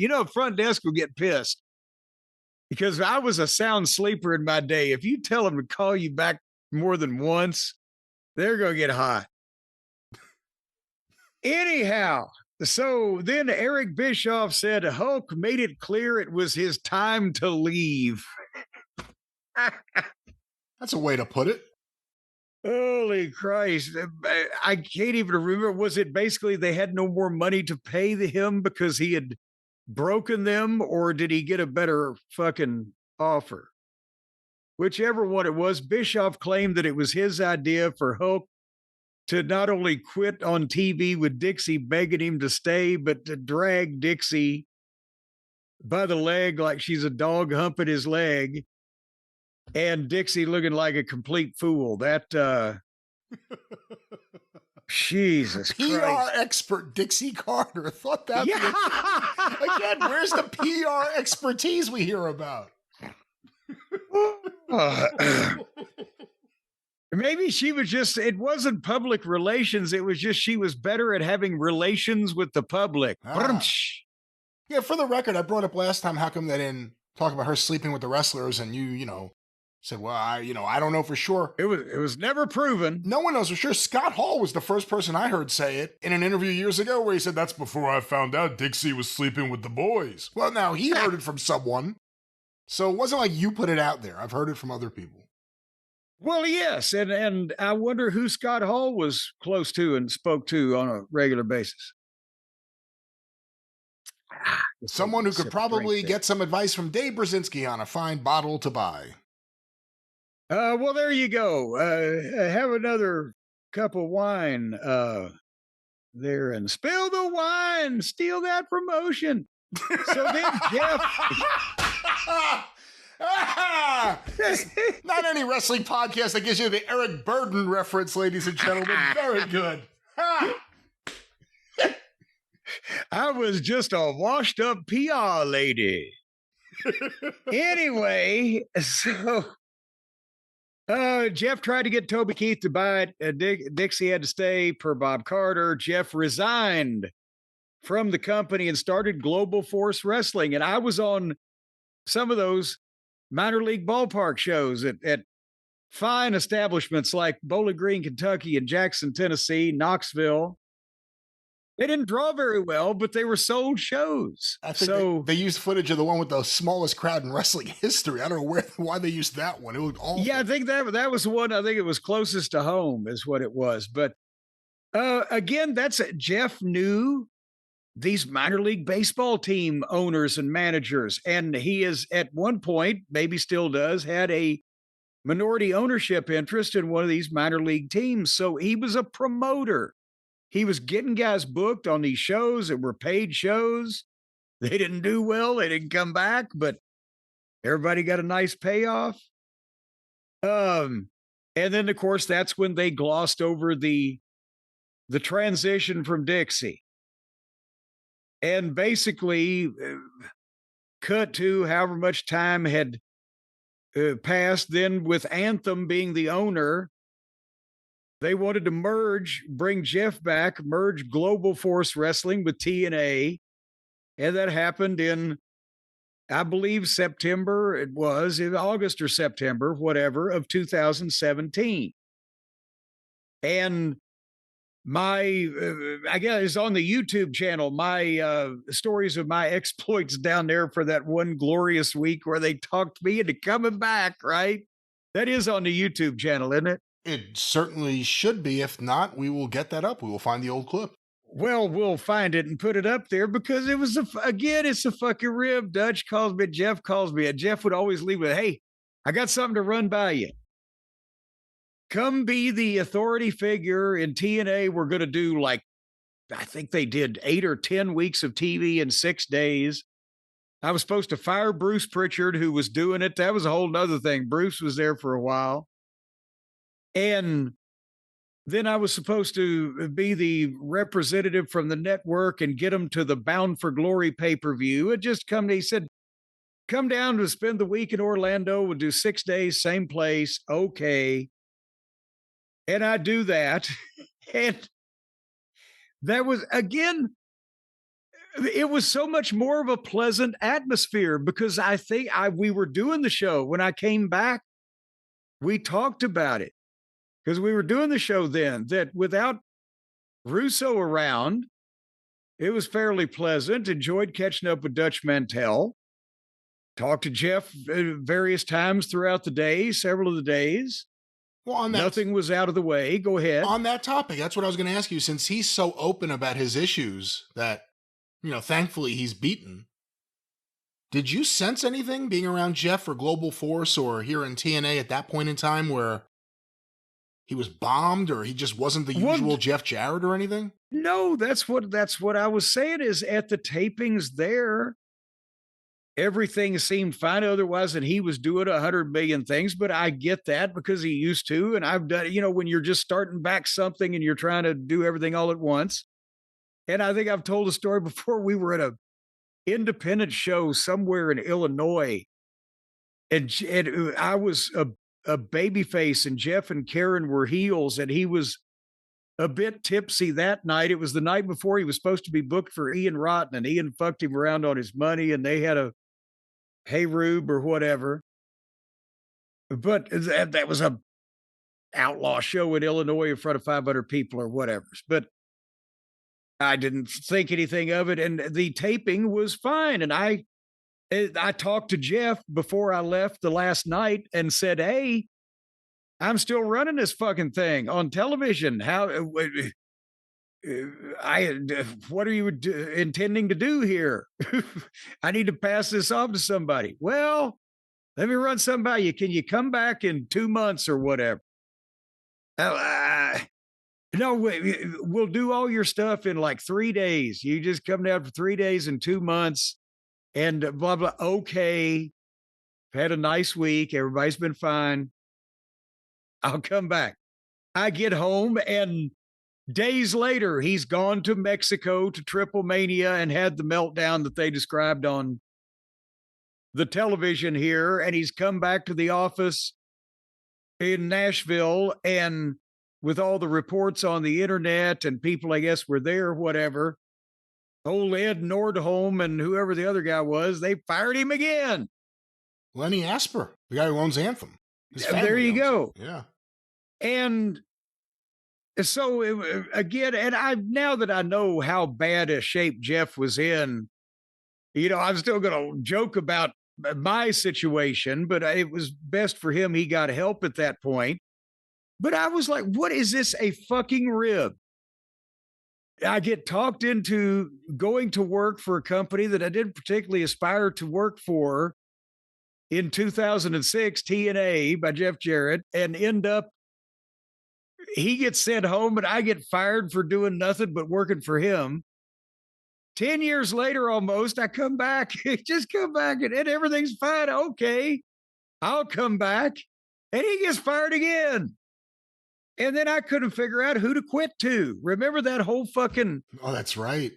saga where they announced on the internet instead the next tapings, instead of taking place in Orlando, are going to be in Ontario. And I called Dutch Mantell, is like, what the fuck is happening? He said, well, I'll try to find out. Then they fired him again. And then I ended up calling Bob Ryder because I was nice for a while because they got my first check wrong too. And it took me a while, although I did get it, but it took me a while to get all my money. So I was not being vocal at the start of the thing, but I called Bob Ryder and I said, do they know who do I quit to? Who do I give my notice to? Who's running this thing? I'm not going to Ontario. I came to work for Jeff. He's gone. I came to hang out with Dutch. He's gone. Can you tell somebody that I'll be happy to come to Nashville and hand over the reins of authority to somebody in a pre-tape or something. And Bob said, I'll let them know. And they might have fired him after that. I don't know. And then that fucking Nordholm called me up like 6 weeks later. I said, hello, Ed. And this was after, I think after I'd got my money worked out. And he started the conversation. He was like letting me down easy, letting me know they weren't going to use authority figures going forward. And it's like he was building up to let me go. I said, Ed, did anybody tell you I quit 6 weeks ago? Well, yeah, I just wanted to make sure you understood the reasoning behind our decision. I said, I don't care if you hire Moms Mabley to fucking run your goddamn show on TV. I'm not coming to Canada. I'm not interested anyway. I wanted to let you all know if you need me to do something. And they never call me back. One week I was running the company on behalf of the network on TV. And the next week, none of us were there again.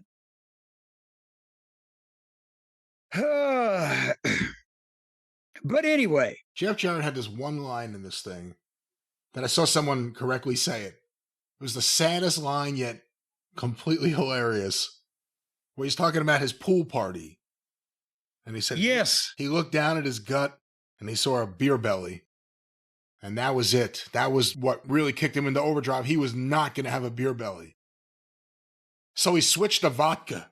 Yeah.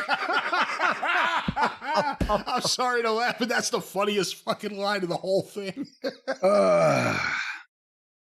And I mean, they went into some details about the problems that Jeff had, and he tried to rehab, but it was an outpatient thing and didn't work. And Karen had to talk to him. And finally, he did go in for, I guess, like almost 2 months or whatever. And after that, they also mentioned he and Jerry started speaking again. And I'd heard that from both of them years ago, that the same thing, you'd say something like, well, it's good you guys are, speaking again. And he said, yeah, we don't talk about wrestling. That was the agreement they had. They could speak. They just couldn't talk about wrestling. And, they put him in the Hall of Fame in WWE in 2018. Jerry was there. That was nice. And then they tried to end on a positive note when they showed a little footage of the babyface promo he did in AEW in the first Owen Hart tournament they did, where people kind of liked it and got interested. And then they started an angle where he was going to try one more run at the title, and they dropped it in 3 weeks. So, but they didn't mention that they dropped it in 3 weeks, just that, the people had taken to him again after the promo on Owen. But yeah, they could, that maybe this is why they wanted to originally do a season. Evan said he wanted to do 6 episodes on the whole TNA story. There was a lot of fucking drama and hoo-ha. They had enough time for everybody. They had enough time and space to do a good job here. And it was the Jeff Jarrett story, and they also wanted to do TNA, so they shoehorned that in and just didn't finish that story and just left it hanging and left off, again, key things in the history of the company. Bob Ryder. Was Bob Ryder's name mentioned once? Everything was about Jeff building the company with Jerry. Bob Ryder's name was not mentioned. Am I right or wrong to say that Bob Ryder's name, in terms of who built that company at the very beginning, he was there with those two? Yeah, he was in the boat, and actually he would have been the best talking head if he was still alive, bless him, that they could have gotten, because he was there for almost everything and knew if he didn't mind hurting people's feelings and being honest, he would have been the best person they could have gotten. I don't know if you know this, but do Jeff and Russo talk? I thought they had a falling out, but maybe, that was years ago. Who knows what happens? But like nothing about their relationship was ever really revealed in this either. Well, that's the thing. The last that I was made aware was that Jeff had figured out that his old buddy had attempted to and often did stab him in the back. And I don't know if they speak or if they have occasion to speak or if they tolerate each other or if they just ignore each other. But don't you think that has to be said in some way? I mean, if the whole thing was they were friends, they worked together, he got him into TNA, destroyed his relationship with his dad, and then Russo became Dixie's best friend, right around the same time that Jeff was getting buried by someone to Dixie. I'm not even saying it's Russo, but it was happening at the same time. Hey, well, but Vinny Rue had just lovely things to say about Jeff in public here on this program at the end. He did, but again, summation, that put him over big time. That was left in the air. There's a lot of just, I don't know. It could have been done better. I'm fascinated by the story of TNA. And there's so many twists and turns, and you can only cover so much, but I don't know. This was a missed opportunity, I think. And I'm sure Jeff Jarrett loves this thing. God, this was the biggest puff piece for Jeff Jarrett I've ever seen. Oh, come on, Puff. Well, it's a sympathetic story. Oh. Where was a lie told? Lie told? Where was a lie told?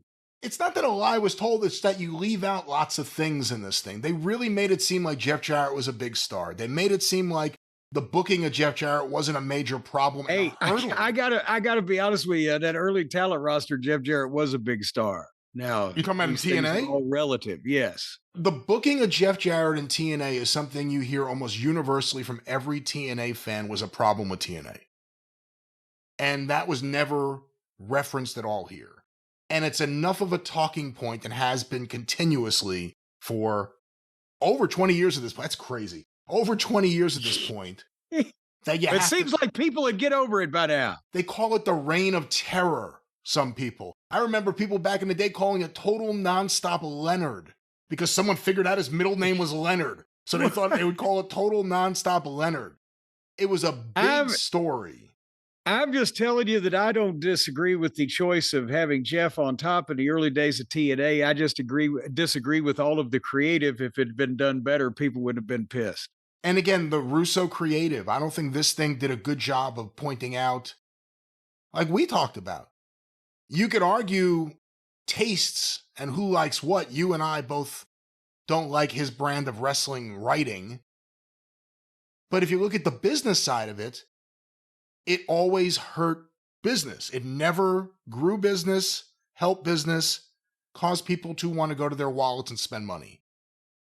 And I think that needs to be pointed out too, because it was Jeff's decision. You know, Russo was there before Dixie. It was Jeff's decision. It was Jeff's friend. And a lot of the problems with TNA would have been further along if it wasn't embarrassing at times early on. If it wasn't almost like a weekly freak show, because at times just people would be there and gone. Remember Roddy Piper showed up to confront Russo about Owen Hart? And I don't even remember if there was a follow-up. Randy Savage was there for like a few weeks, wearing like a bodysuit, like all black, because he didn't want to show off his physique being smaller. Like there were always things happening. Dusty Rhodes was booking, I think, at one point, wasn't he? Yes, as a matter of fact. That was right after they fired Russo the first time. The first time, yeah. You know, and again, Dusty came in, I think, with Grand Visions and a champagne taste beer pocketbook too. But there was a lot of promise. They made it seem here like the X division was on an equal level with the other divisions, and I think to a lot of fans it was. But you know, I remember the excitement over Samoa Joe and AJ Styles and Christopher Daniels. 5-star 3-way match. I don't think anyone disagreed with it at the time. But that was like a thing that would get you frustrated because that would be great and the follow-up would be more of the booking for everyone. So, you know, it's a weird story because we're talking about a company that in every respect you would almost say is a complete and utter failure. And it's still here. It has not gone away. It's the craziest thing that they still survive. But there was a lot more to be said here. And hey, you know, that reminds me of that famous quote by Sal Correnti about the Wrestle Reunion fiasco where he spent all that money and fucking ended up in court. Well, Jim, we're just going to fail our way to success. Every time we do something wrong, we'll learn something. We won't do it again. We'll fail our way to success. Oh, God damn it. And again, Global Force Gold. I want the lowdown of what that was all about. Did anyone get any? Did anyone actually buy any Global Force Gold? I'm not into the precious metals market these days, so I'm not sure about about what happened, but I'll tell you what, Brian, it's a tough job being a wrestling promoter, starting a wrestling company. You could have these hostile takeovers, these crazy things go on. It's out of the frying pan into the fire. It's like being on a sizzling hot grill on like at a Waffle House or maybe a backyard cookout or something like that. Have you ever been on a sizzling hot grill at a backyard cookout? You're making me hungry. I've never been on the grill. I've appreciated and eaten and cooked on the grill. Well, you got to be on the grill to know what it feels like, because have you ever tried to take, for example, you got to put some mushrooms or some onions on the grill and grill them to go along with your meats? Well, no, because they're going to fall through the fucking thing and you're going to have all these ashes and bricks of charcoal made out of onions and mushrooms all over the bottom of your grill. That's right. That's frustrating. When the stuff falls in, that's the most frustrating thing. Yes, it exactly is. Or if you want to put a delicate piece of seafood, hey, you just put it on the grill and when you try to take the spatula and it just falls into pieces, and then your whole backyard stinks like either, a goddamn salmon fishery or a monastery, one or the other. And then there's the problem if you want sides, if you want beans. You want beans, for heaven's sake. Popular at the monastery. Good for your heart, the more you eat. Well, you know the rest, but you can't put them on the thing. So here's what they've done over at our friends at Hexclad. They've got the Hexclad Barbecue Collection, including, and it's the main feature, the grill pan. Brian, you've seen this. This thing is badass. The searing power of stainless steel, the durability of cast iron, and the convenience of non-stick, all in one versatile pan. It's the Hexclad pan, but it's got holes in it, perforated, let the heat and the smoke through on your grill, but it holds the shit in the pan so that it won't fall through the grill and all burn at the bottom. That's right. It's incredible. And it's the same thing. It's non-stick, dishwasher safe, even heating. You can put it up to 900 degrees and it will scoff at you. And also in this barbecue bundle, besides that grill pan, they got this big badass cutting board. It's a big old thick, heavy wooden cutting board, the only one you're going to need for the rest of your life, but it's got a pan that slides right in it. So when you chop up the various implements that you're using for your recipe, you just shove it right in the pan and there it goes, right off the cutting board instead of dropping everything on the floor. And the carving set. Brian, these knives, sharper than a serpent's tooth.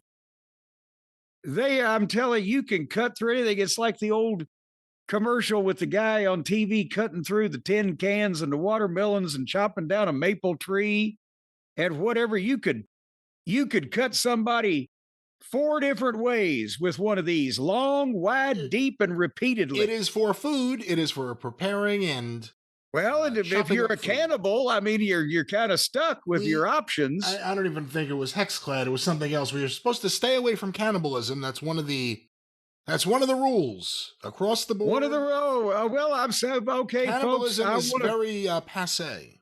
I want to make it plain right here. Hexclad is not in favor of cannibalism. Their products being used in the act of cannibalism, unless it's a pig on pig or a cow on cow type of crime, and then I guess they'd have no trouble with it. How would that even work? What does that mean? Well, it just, these pigs, they'll do anything. But folks, if you're planning on spending time behind the grill this summer, don't make it harder than it needs to be or longer than it needs to be. Stop losing food through the grates. Stop fighting the cleanup. Upgrade your backyard cooking setup with Hexclad's barbecue collection for a limited time only. Right now, you can go to Hexclad, HEXCLAD, hexclad.com/JCE. That's the exclusive link to get 10% off your order. This is high quality stuff. We've talked about loving the Hexclad pots and pans and ring-a-ding-dongs, and this new grill thing, boy howdy, and it's big enough for even Small children, you could just set them on the side of the grill so they don't get lost during the cookout. This has nothing And to do just with remember small to children. baste them every so often. Again, let's stay away from cannibalism and small children. These are two of the rules across the board. Well, what about if the cannibal has a young child? Folks, again, hexclad.com/JCE, 10% off, and let them know that we sent you over there, and they'll fix you up. And they might even give you a lump of coal or charcoal for your grill this summer. They'll put it in your stocking at Christmas. Once again, all kidding and fun and games aside, these are fantastic products. If you want to make your better half happy, if you guys cook indoors or grill outdoors, whatever it may be, these are fantastic. Can't endorse them enough. Hexclad. One more time, Jim, that promo code. I say it's hexclad.com/JCE. Hexclad.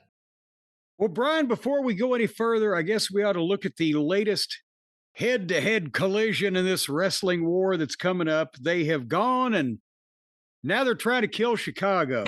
Apparently, what I've been handed an update from the news desk, All Out from AEW is going to be September 26th in Chicago at the former Rosemont Horizon, whatever it is, the Allstate Arena. Is that what it is today? You talking about All Out? All Out's going to be at the Hoffman. Allstate. No, it's at the at Now the Hoffman. Arena. The Now Arena, Hoffman. The Now Arena. Okay, All Out's going to be at the Now Arena in Hoffman Estates, Illinois, and AAA / the WWE are going to be in Chicago somewhere the same fucking day, the same time. Where are they at? They are at the, I believe, former Rosemont Horizon, the Allstate Arena, Rosemont, Illinois. So we got Rosemont versus Hoffman Estates. Who's gonna outdraw the other? Why do this? And I apologize, the Gardeners are going fucking ape shit right behind. Oh, here you! I got a thunderstorm, so you had to come up with Gardeners. The weather was bad, I guess, or the air was bad, so they didn't come yesterday. So they're here to ruin my life today. But by the way, who's taking care of all the weeds? Me, not them. What I was gonna say, Jim. Yes. Is AEW has done this annual show in Chicago for a while, All Out. It's one of their big shows, I think. On the heels of Wembley, All In. Once you go in, you gotta go out, I guess. So All Out in Chicago. WWE's fully aware of this. This is you could say nothing, but it's a deliberate move to run against them in the same town. Why do this? I mean, why? You make it an issue by doing this. You bring more attention to it by doing this. Why do this? Yeah, I can understand, let's put the fucking boots to this guy and make him spend some more money or make his life a little bit more miserable or whatever. But it's going to end up probably that unless they're going to do something on this AAA show that I'm not aware of, wouldn't you think All Out in Chicago will outdraw a AAA show in Chicago? Or is there pent up demand for the new revamped WWE style AAA in Chi-Town? Well, even in the classic days of Ron Skoller bringing AAA to America as IWC, Los Angeles was the explosive market where they shut down traffic. I think Chicago was number 2, right? New York, they ran the Paramount, but I think Chicago, they did bigger business, and Chicago's a bigger lucha town. It's WWE, it's the WWE machine. That was 30 years ago. Is Los Angeles, could they do a AAA show in Los Angeles that drew 10,000 people these days? I really don't know. I mean, can WWE do a show in Los Angeles that could draw 10,000 people these days? Well, there you go. And especially at these prices. But point being, I can understand if they say, okay, you're going to go all out. We're going to put Survivor Series next to it. But putting a AAA or an NXT show against it just kind of looks like, you're just being a dick. And if they start loading it up, it's going to be pretty obvious what this is. Again, they could have picked anywhere to run and any day to run their free YouTube AAA show. They're doing it head-to-head with AEW's pay-per-view. And obviously, it's only to fuck with AEW. Now, to be honest, I don't think it really will. I think this only makes AEW fans run to support it more. It's going to be two different audiences. Yeah, it doesn't do anything to hurt AEW. If anything, it makes Tony the sympathetic character. If only he had like a PR expert, like a Jerry Della Femina or a Dixie Carter in there to really help him take advantage of this. He's a billionaire being beat up on by bigger billionaires. By bigger billionaires. Who handled Toronto Mayor Rob Ford's redemption tour? Oh my God. Remember that fucking guy? Maybe they ought to get him. His brother is now, isn't his brother now the mayor of Toronto? Well, keep it in the family, crack, hookers, and good government. But that's the Toronto way, and starting fires and burning down half of North America. But nevertheless, maybe the AAA show will have El Grande Punko on it or something like that.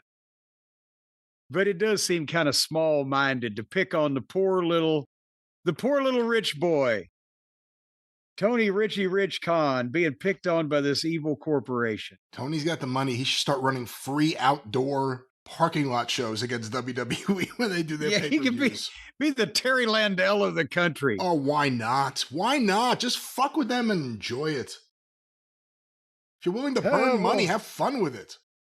Hey, well, I think Tony's had enough fun. Have you seen him lately? He looks a bit haggard. I think he's had so much fun, it's coming out his fucking eyeballs at this point. But speaking of balls of shit or whatever we were talking about, should we talk about the AEW television program this week? Because it is now not taking a lot of this show's gravy to go all over my plate. I tried to just say, well, what are they going to do with MJF and Ospreay leading to the big Wembley Stadium main event match that they're now not going to have? And along the way, I keep getting sucked back into the nonsense and the clutter and the confusion and the chaos and the overbookedness of whatever it is that they're doing here. And this incomprehensible muck that they have established on this program, it just never stops. Am I exaggerating after last week? Well, last week was a great show compared to this week. This week was terrible. This week is last week. You know what this last show. You know, I'm someone who typically I try to have a moment and go into AEW with a little bit of optimism. Maybe Tony will figure it out this week. And it gets more and more frustrating. Even if I have to put up with Moxley, I'm not willing to pretend that Garcia and Yuta are not fucking job guys. They don't look like wrestlers. It's ridiculous. And that's just the beginning, but there was just a lot of questionable things on here. Kenny Omega, I think it was last week I said he did really good as a promo.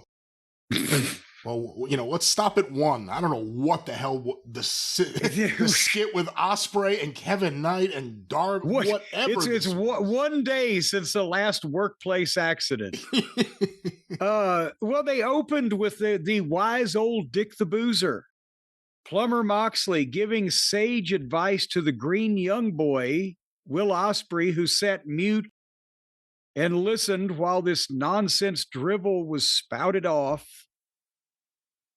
And people they pretend they know what Moxley's fucking saying. It's just drivel. What is fucking happening? I take a little bit from the Tibetan Book of the Dead, and I take a little bit from the Book of Mormon, and I mix them together, and you get my Moxleyese, young grasshopper.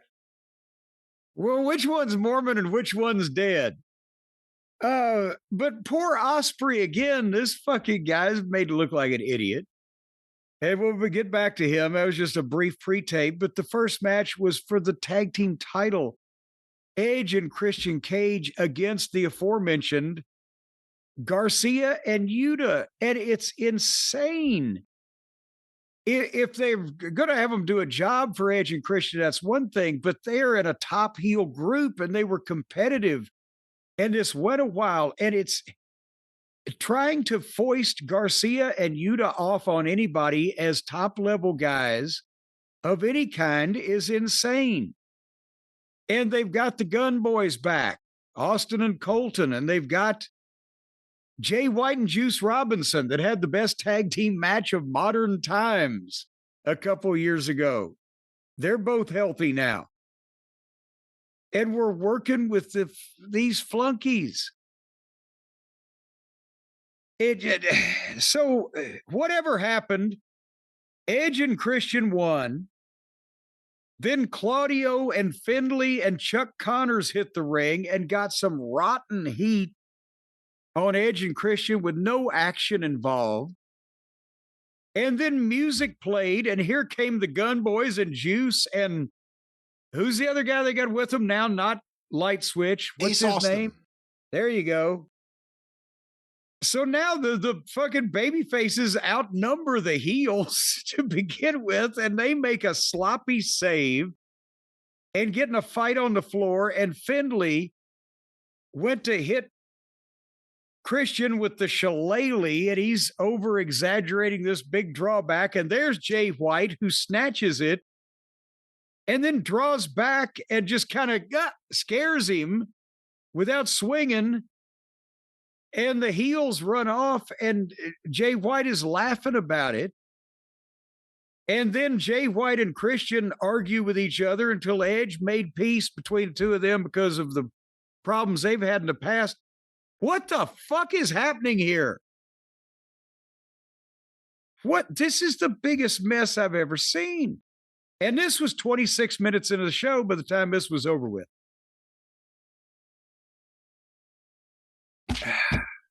I don't know what else. I continue with my hatred of Edge and Christian matches, and I continue with the thought that Yuta and Garcia are completely out of place on a mainstream wrestling television show with a national audience. And you continue with the Gardeners in the background with He just a shut it low off. hum, subtle hum. There you go. He turned it off and back on. Yeah, there you go. Well, sometimes you gotta milk these things. False finish. Why did they have a video, Brian Last, of Andrade in a suit on the beach? He was in a suit on the beach. He's got a girl with him. She wasn't in a suit, but she was on the beach. How you know? It's just so I could say how you know. And we don't know. We don't know how we know. We don't know how you got a job. He did a voiceover for this thing that was unintelligible. And then they go from this to Renee Moxley Good with him with more gargling of a promo, but he's got MJF's diamond ring somehow. He's going to use that.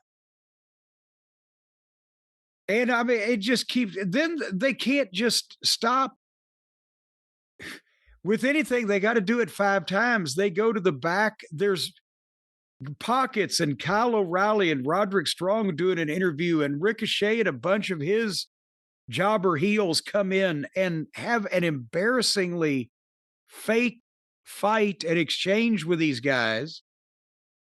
And it's just for a throwaway backstage thing with mid-card underneath people. But everything is just chaos all the time. And then they come back to Andrade's match, where he comes out with 2 girls. Why is he supposed to be a ladies' man? His voice sounds like a running garbage disposal. He looks like a guy on the local news arrested for indecent acts at a petting zoo. And they're hiring models to come to the ring with him and have selfies with him at ringside. What is this gimmick? I don't know if you heard Shivani once again as he was coming out say, he's so cool. Oh, Christ. Well, at least Tony Schiavone, who's, I think, a year or 2 older than me, is the arbitrator of things that are cool. Like Nikolai Volkov. I'm so cool, I feel a chili. And speaking of Tony Schiavone, he was in the ring. And I got to be honest with you. This is what broke me. I'm just looking at the pages. Good Lord. Tony Schiavone was in the ring. It was decorated with a red carpet and pictures of Kenny. And he introduced Kenny. And I'm just wondering, as Kenny's coming to the ring, why don't anybody do an angle where they cut that stupid looking top knot off his fucking head? He's a 40-year-old man. Looks like a goddamn pizza delivery guy. So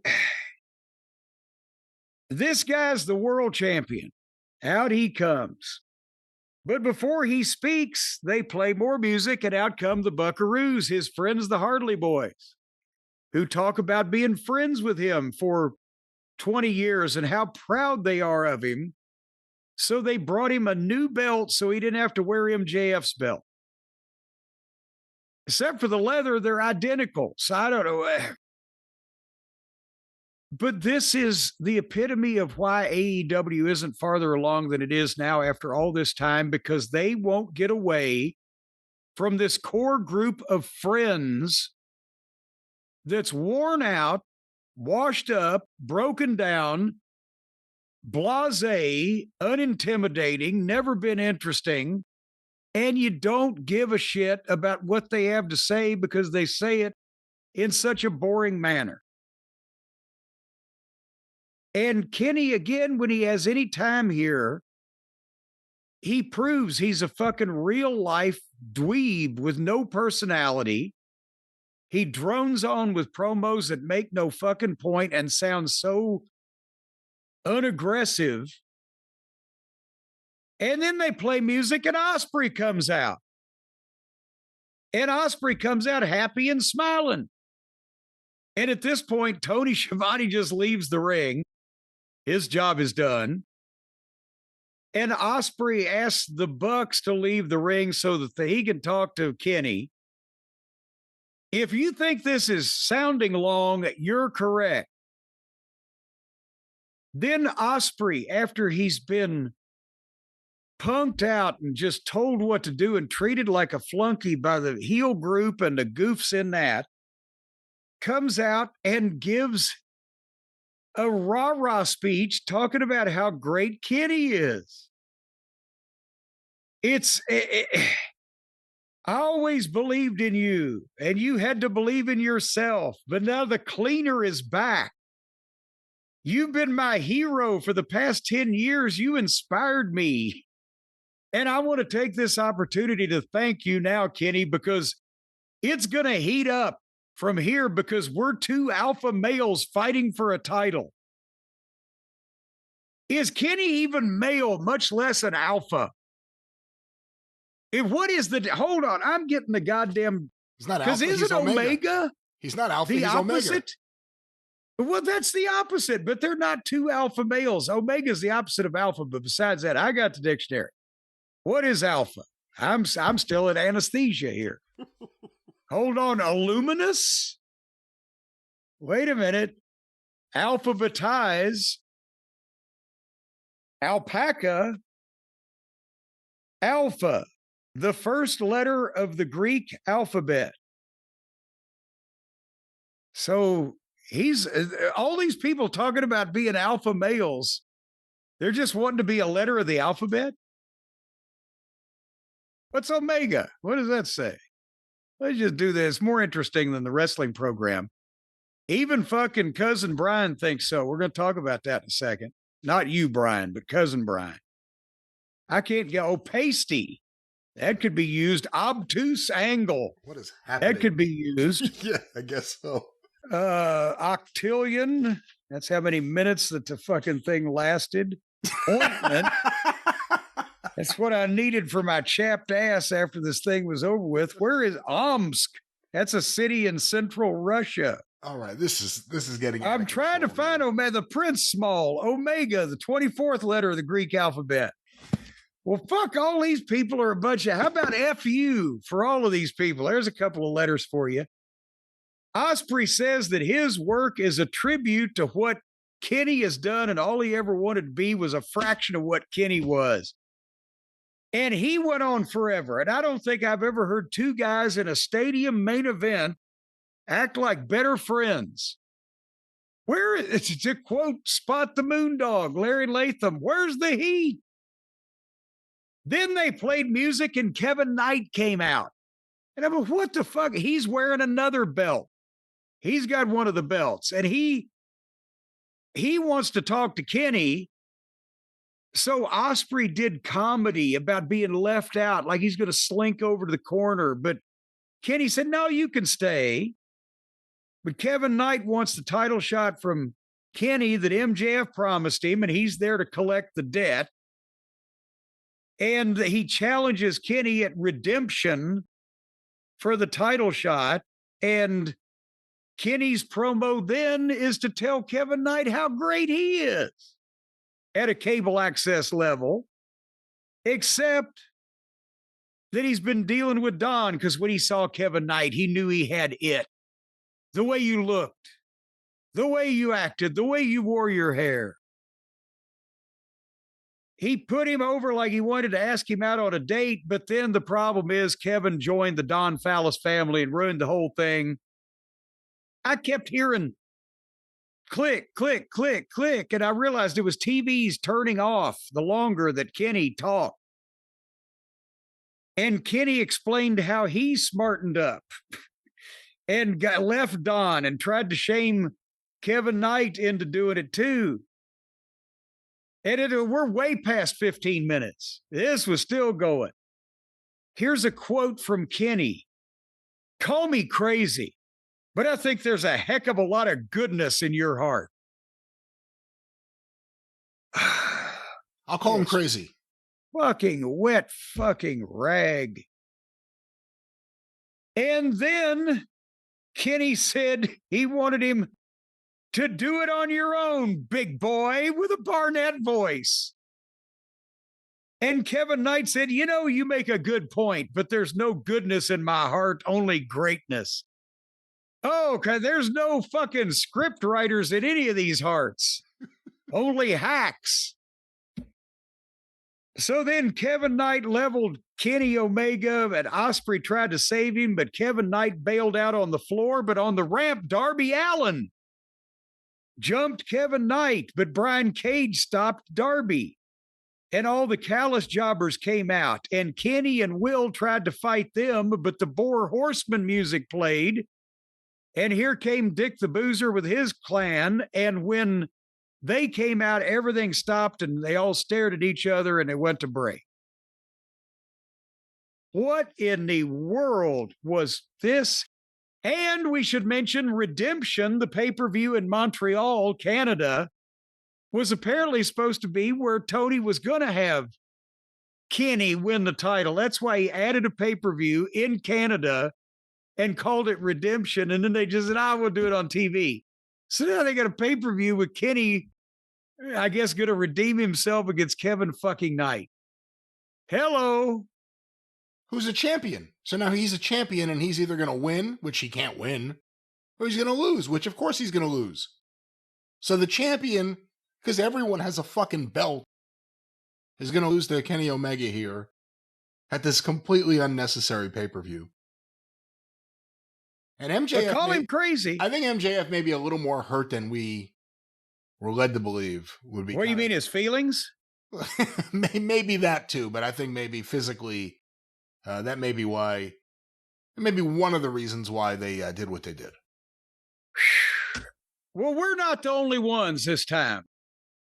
Before we go any further on this television program, I've gone this far just to illustrate what the heck was going on, what the flavor of it was. But Brian, now we have, it seems like we may have a convert. I don't know if he's listening to us under the table, kind of in quiet, like you do porn, in your room under the covers, or maybe he's just got a functioning brain.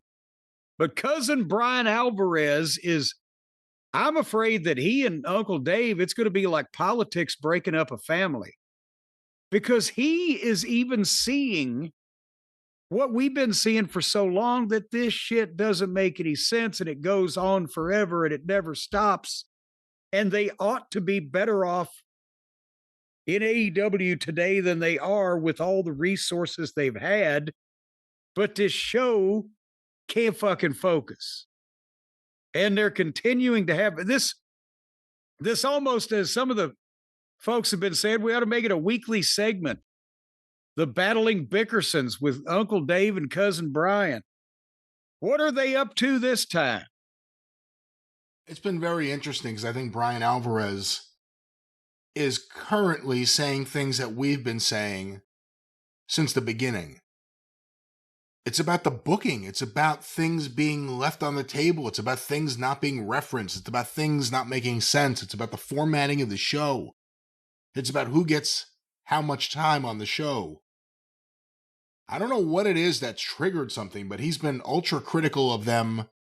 When I say ultra critical, calling it the way he sees it while co-hosting a show with someone who is the other way completely. Dave. It's almost like talking about Dave's delinquent child. He makes excuses. He'll blame the other person. He'll say, well, what about them? You did this. Well, what about them? What about what they did over there?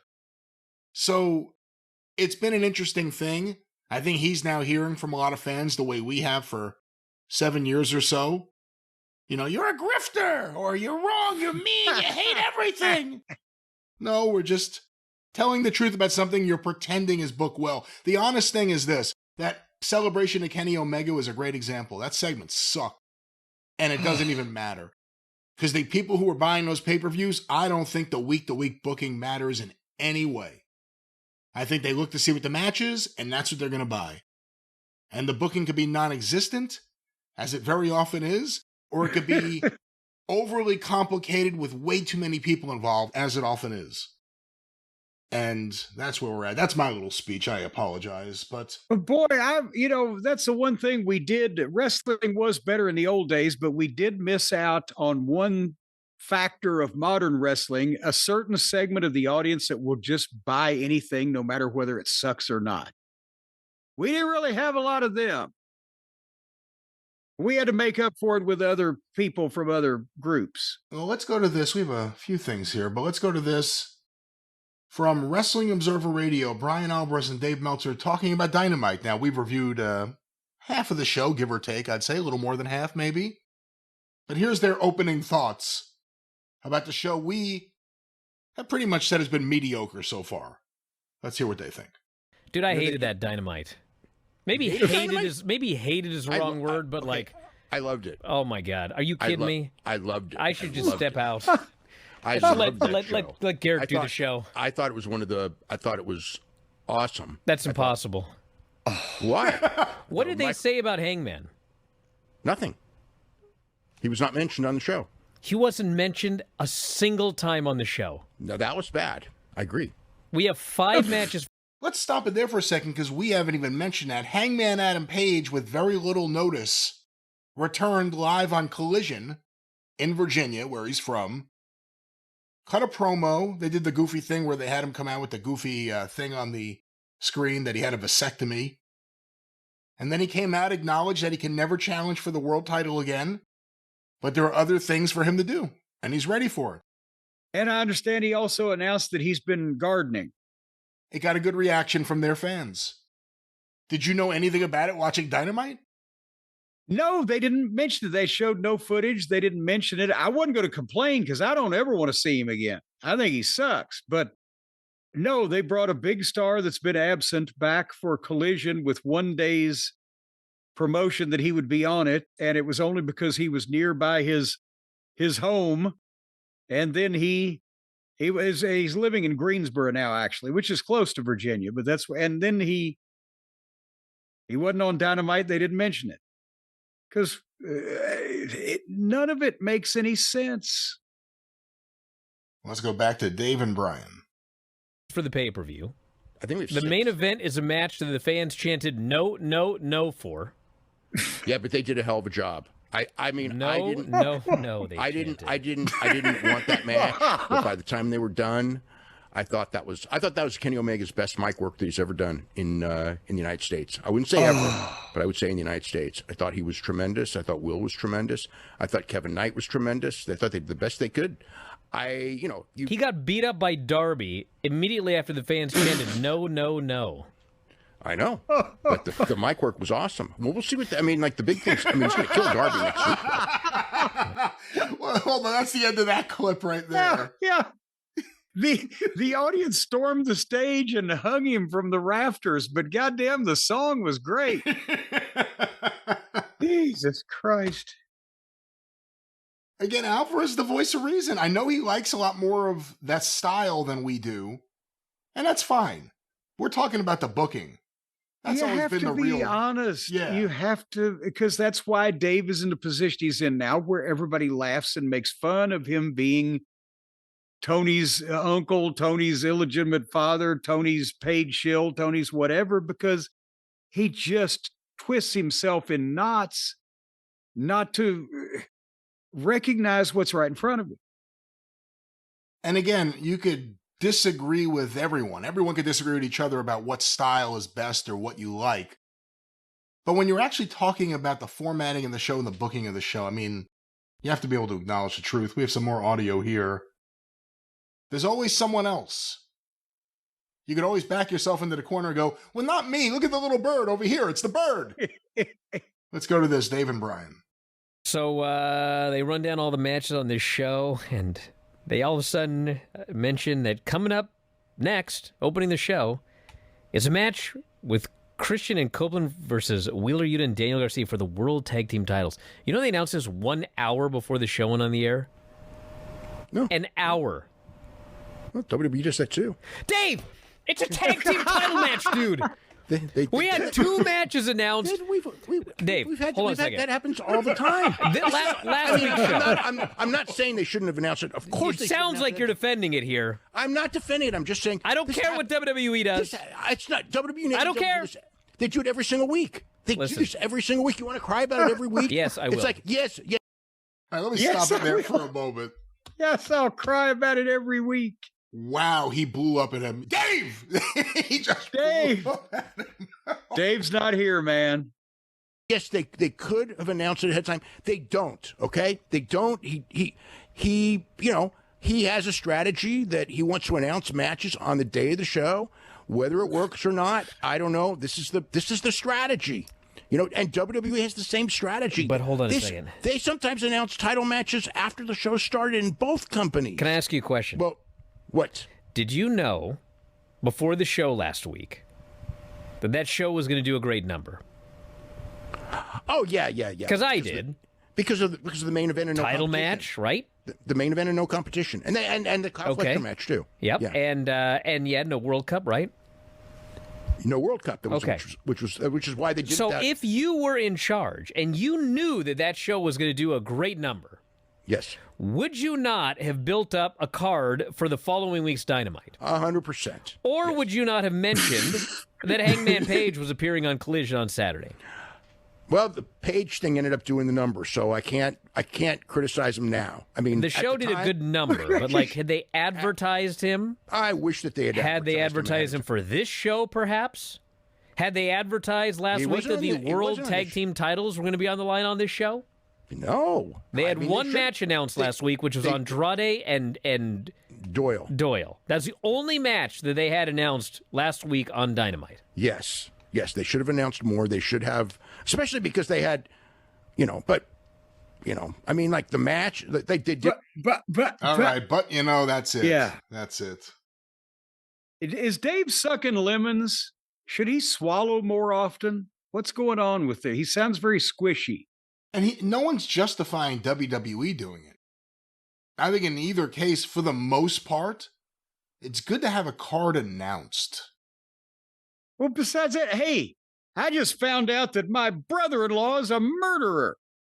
Well, hey, my uncle killed somebody too. Okay, well, that doesn't... This bolsters the argument that we make when we say that Dave purposely tries to deflect criticism to Tony Khan and AEW. He purposely tries to do what he can to stop the criticism. And there's a lot of fans who are loony. They're called sickos for a reason. Who don't want to see anything wrong with AEW and everything's great. There were fans that loved the stuff at the height of the Moxley run, which was awful TV. But Alvarez is calling it out for real. I mean, Alvarez is saying the truth. It doesn't make any sense the way Tony does this. The only reason Tony does this is because Tony's funding it. And I mean, again, that's just, I don't know what I'm saying anymore. It's just the way it is. He's going to do that, but it's unnecessary. It always comes back to, what would things be if things are good and making money at this point? Imagine if it was booked well so that the TV was must watch. So that you had to see what was going to happen.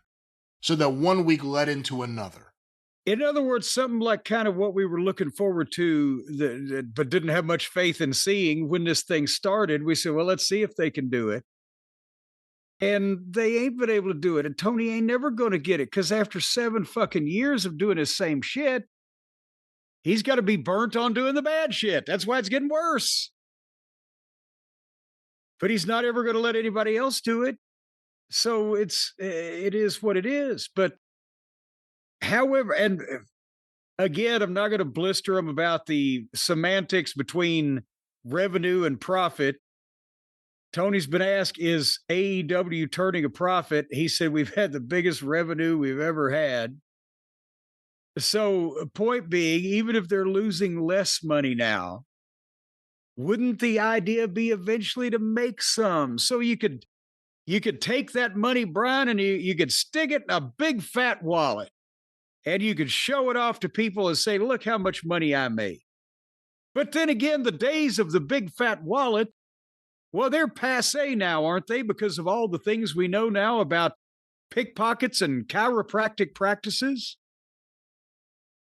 Chiropractic practices? Well, you can't be sitting on one of those big fat wallets, because it'll misalign your spine and make your spleen turn green and your liver quiver. That's been proven now by medical science. By medical science, yes. It's all biology.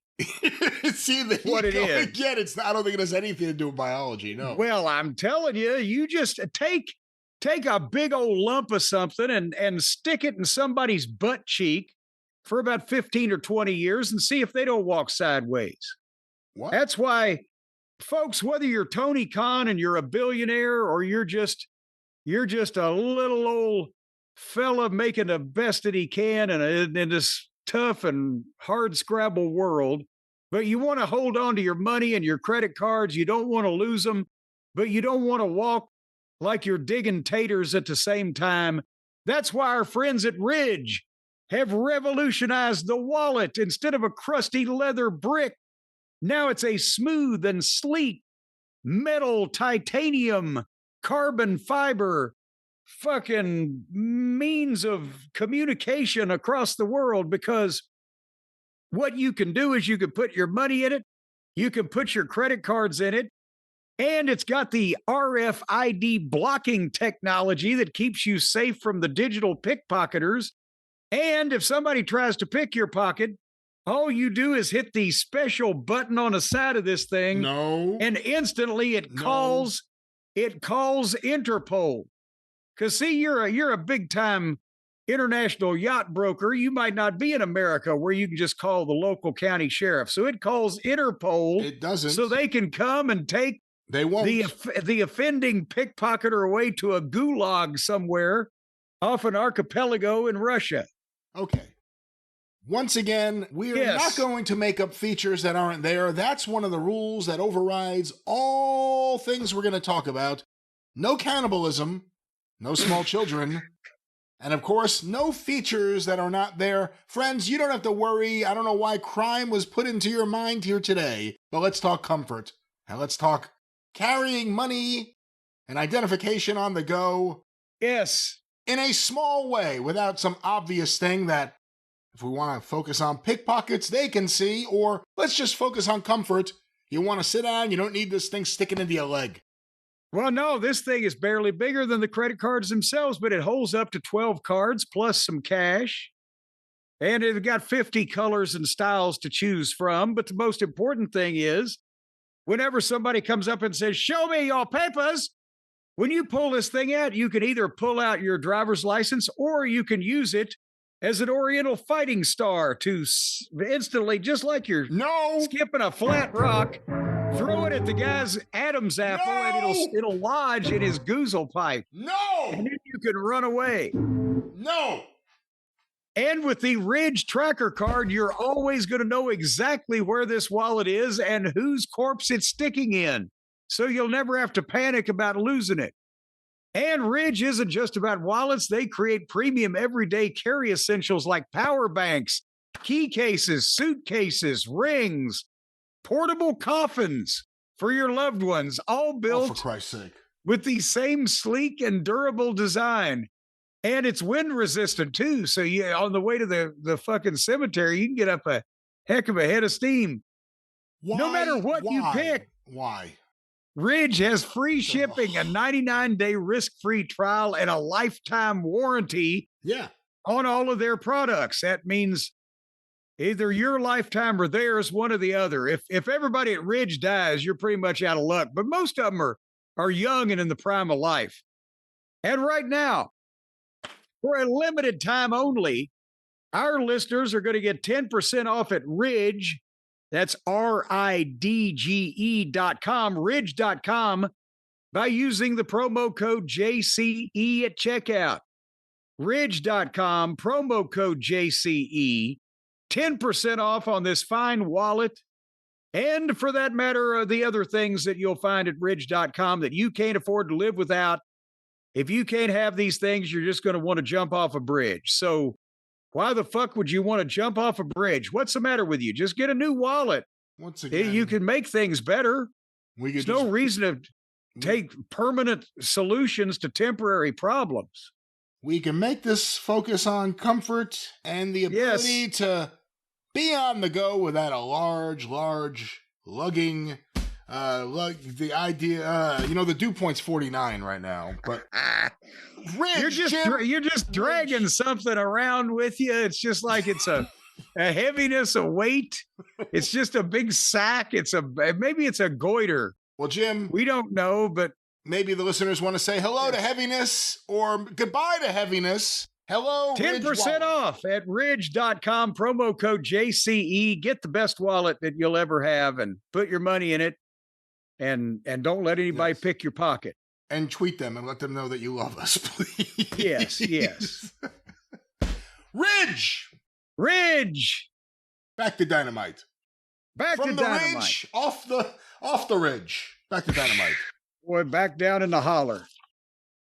Brody King and Bandildo fought our old friends Commorato and Solo. It's been so long since we've seen Solo, and Commorato has had no cooperation. They're still there? Are these guys on contract or are they on a per night? 7 years later, he's still paying these guys and they're still in the same place on the card or worse off? And so is Anthony Ogogo, right? He's still with AEW. Yeah.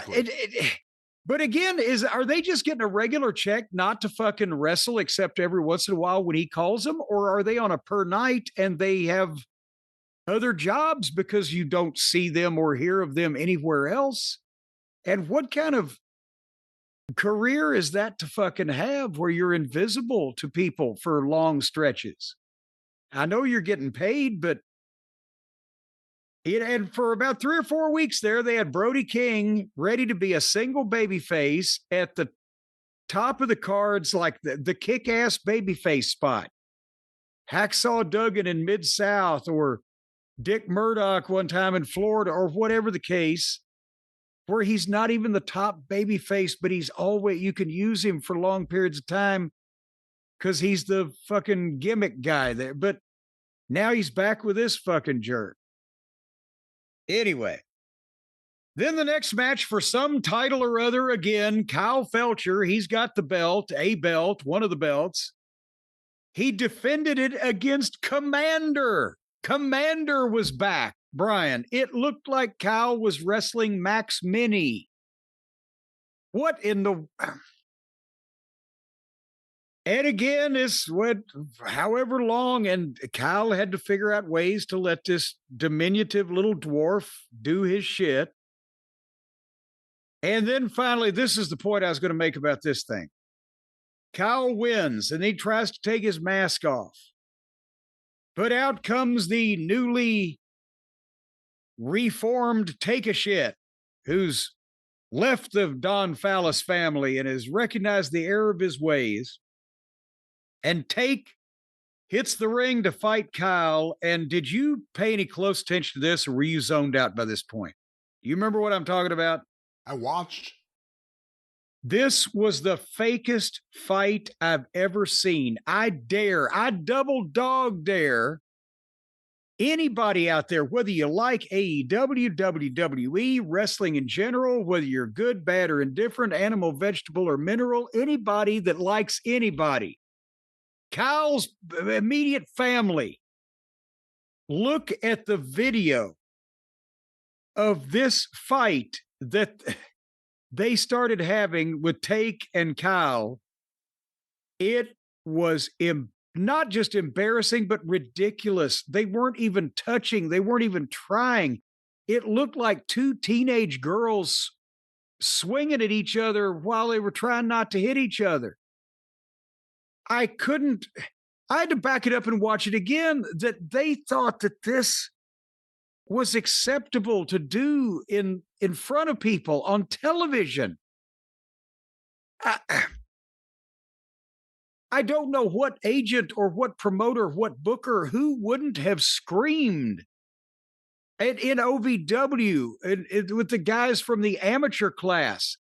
I would have cussed them for doing this in front of fucking fans. It was the most unprofessional. And so then, after they do that, somehow Take hit one of the leg slap elbow strikes and knocked Kyle out and picked up Kyle's belt. But then old O'Cruddy came in, our friend Okada, and he clotheslined Take.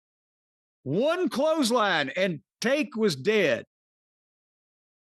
Meanwhile, Kenny takes kicks to the balls and belt shots to the head, kicks out at one, and Darby Allin is using improvised explosive devices. But this fucking lazy bastard hits one clothesline and the guy's dead. And then Okada and Kyle both pick the same belt up and from either end and get mad at each other. But then Brody and Bandito hit and cleared the ring before that they could get into a fight over whose belt that was. Again, Brian, what the flying fuck? By the way, the match, 4 3/4 stars in the Observer. Oh, good. As good as 5. Yeah, I don't know. And there's every match now, there's so much going on at the end of the match where there's just so many people running around. Well, let's press on because we got a couple more things, including the best segment to me. Renee was back with Kenny again in the back, and he again reiterates that Kevin Knight still has goodness in him, but Darby comes in and says Kevin Knight needs to be humbled and he needs to have this shit beaten out of him, and if you're not going to do it, I will. So Darby's quite a juvenile delinquent these days. And then when Darby left, Moxley comes back in and you know what? Some people can't pretend to be anything but who they are. And then other people like Moxley can pretend to be anybody else. Because it ain't fucking working with who the fuck he is. So again, Ospreay is Darby now is telling him, well, you're a fucking idiot. That won't work. Then they did the live promo, Brian, with the Brawling Birds. Did you enjoy the Brawling Birds? I was surprised they got promo time live in front of the crowd. The two Brits with the tits? That's what they said. That's what they said. Don't you think? I shouldn't say anything. Fuck it. No, go ahead. What were you going to bring up, my son? You know, if I didn't have like a giant thumb, I wouldn't say, look at my thumb. That's all I'll say. If I didn't have a club foot, I wouldn't call myself Clubfoot Inferno. That's all. That's what I'm trying to say. Jamie Hayter, of course, and Alex Mountbatten Windsor are the Brawling Birds, and they talk to Boston about drinking and fighting. And they're trying really hard, but it sounds like Russo writing a Glow script where but with Tourette's. Glow with Tourette's. They're birds that like to drink and fight because they go to the pub. And then their closing line was, okay, Boston, let's go get pissed. If I was Boston, I'd had to sit through this show. I'm pissed already. But, so then I know many of the AEW fans don't get birds brawling or otherwise, but that's not really the way any birds act. Except maybe the nightingale or the hummingbird. Well, in or possibly England, bird is slang for a girl. I know that's that. all it is. The Brawling Birds. They really had Renee laughing. She was having a great time. My little chickadee. All right, let's talk then about Darby Allin. And by the way, the main event on the show that started well after the overrun had begun was a 6-man girls tag match with Mercedes Moan and other people against other people, which apparently they put on in the main event spot because Mercedes is from Boston. And I did see one camera shot where they had like 6 of the identical Mercedes signs that somebody made on their home printer, and they were shooting a section of 12 people that had come to support Mercedes. So she's got 12 up in Boston. Did you see the Jericho promo? And Jericho is bringing back the Painmaker. He looks like goddamn, what was his fucking name on Seinfeld? The crazy guy, Joe Davola. Joe Davola that dressed up like the clown to stalk Jerry. Now it's Crazy Joe Jericho. But the Painmaker is going to get even with, who's he going to get even with? Tommaso. That's right. Who's supposed to be scared because Chris Jericho put makeup on his eyes and a hat on. Now he's a different person. What the fuck? Oh, but the main event that I want to talk about as we close this fucking television program review up, Darby Allin against Brian Cage. And again, this is ridiculous. And I know that Darby is much more important to the roster than Brian Cage. He's popular. They like him. He's got that underdog quality until somebody sees him inevitably hooked up to a goddamn machine from one of these bumps. Don't book him against Brian Cage. Look at Brian Cage now. He's got a way. I know he's shorter than we think he is because he's next to all these diminutive wrestlers, but he's got to be 5'10", and he's got to weigh 260, 270. He's ripped. He doesn't have a lot of body fat, but muscle weighs more than fat. He's twice Darby's weight. His arms are bigger than Darby's legs, maybe Darby's waist. And he gave him bumps that should kill anybody. A vertical superplex off the ropes onto the ramp.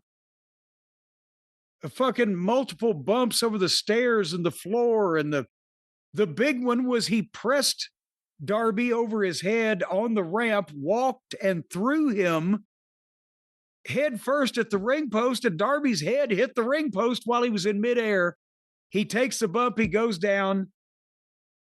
Within 30 seconds, he got up from that looked like it should be a hospitalization, made his comeback, and beat Brian Cage with 3 coffin drops. What? Why do the things? Just because you can do them Why do them and then just kill them by getting up and going on? You realize that Darby Allin has a repertoire that you could have had two different guys hospitalize him a different way every year for 10 years and never repeat the shit that looks like it ought to kill him. And it might have drawn money because people might believe, goddamn, I think he tried to fucking kill that son of a bitch. Because why would you do that to somebody else otherwise? And then he gets up and shows that it's all fake, except the part that's really doing damage on his body. And it didn't mean anything. And he'll just go ahead and win. I mean, was this one of the more ridiculous ones you saw, Brian? It's hard to say one of the more ridiculous Darby Allin things. I mean, we've seen a lot.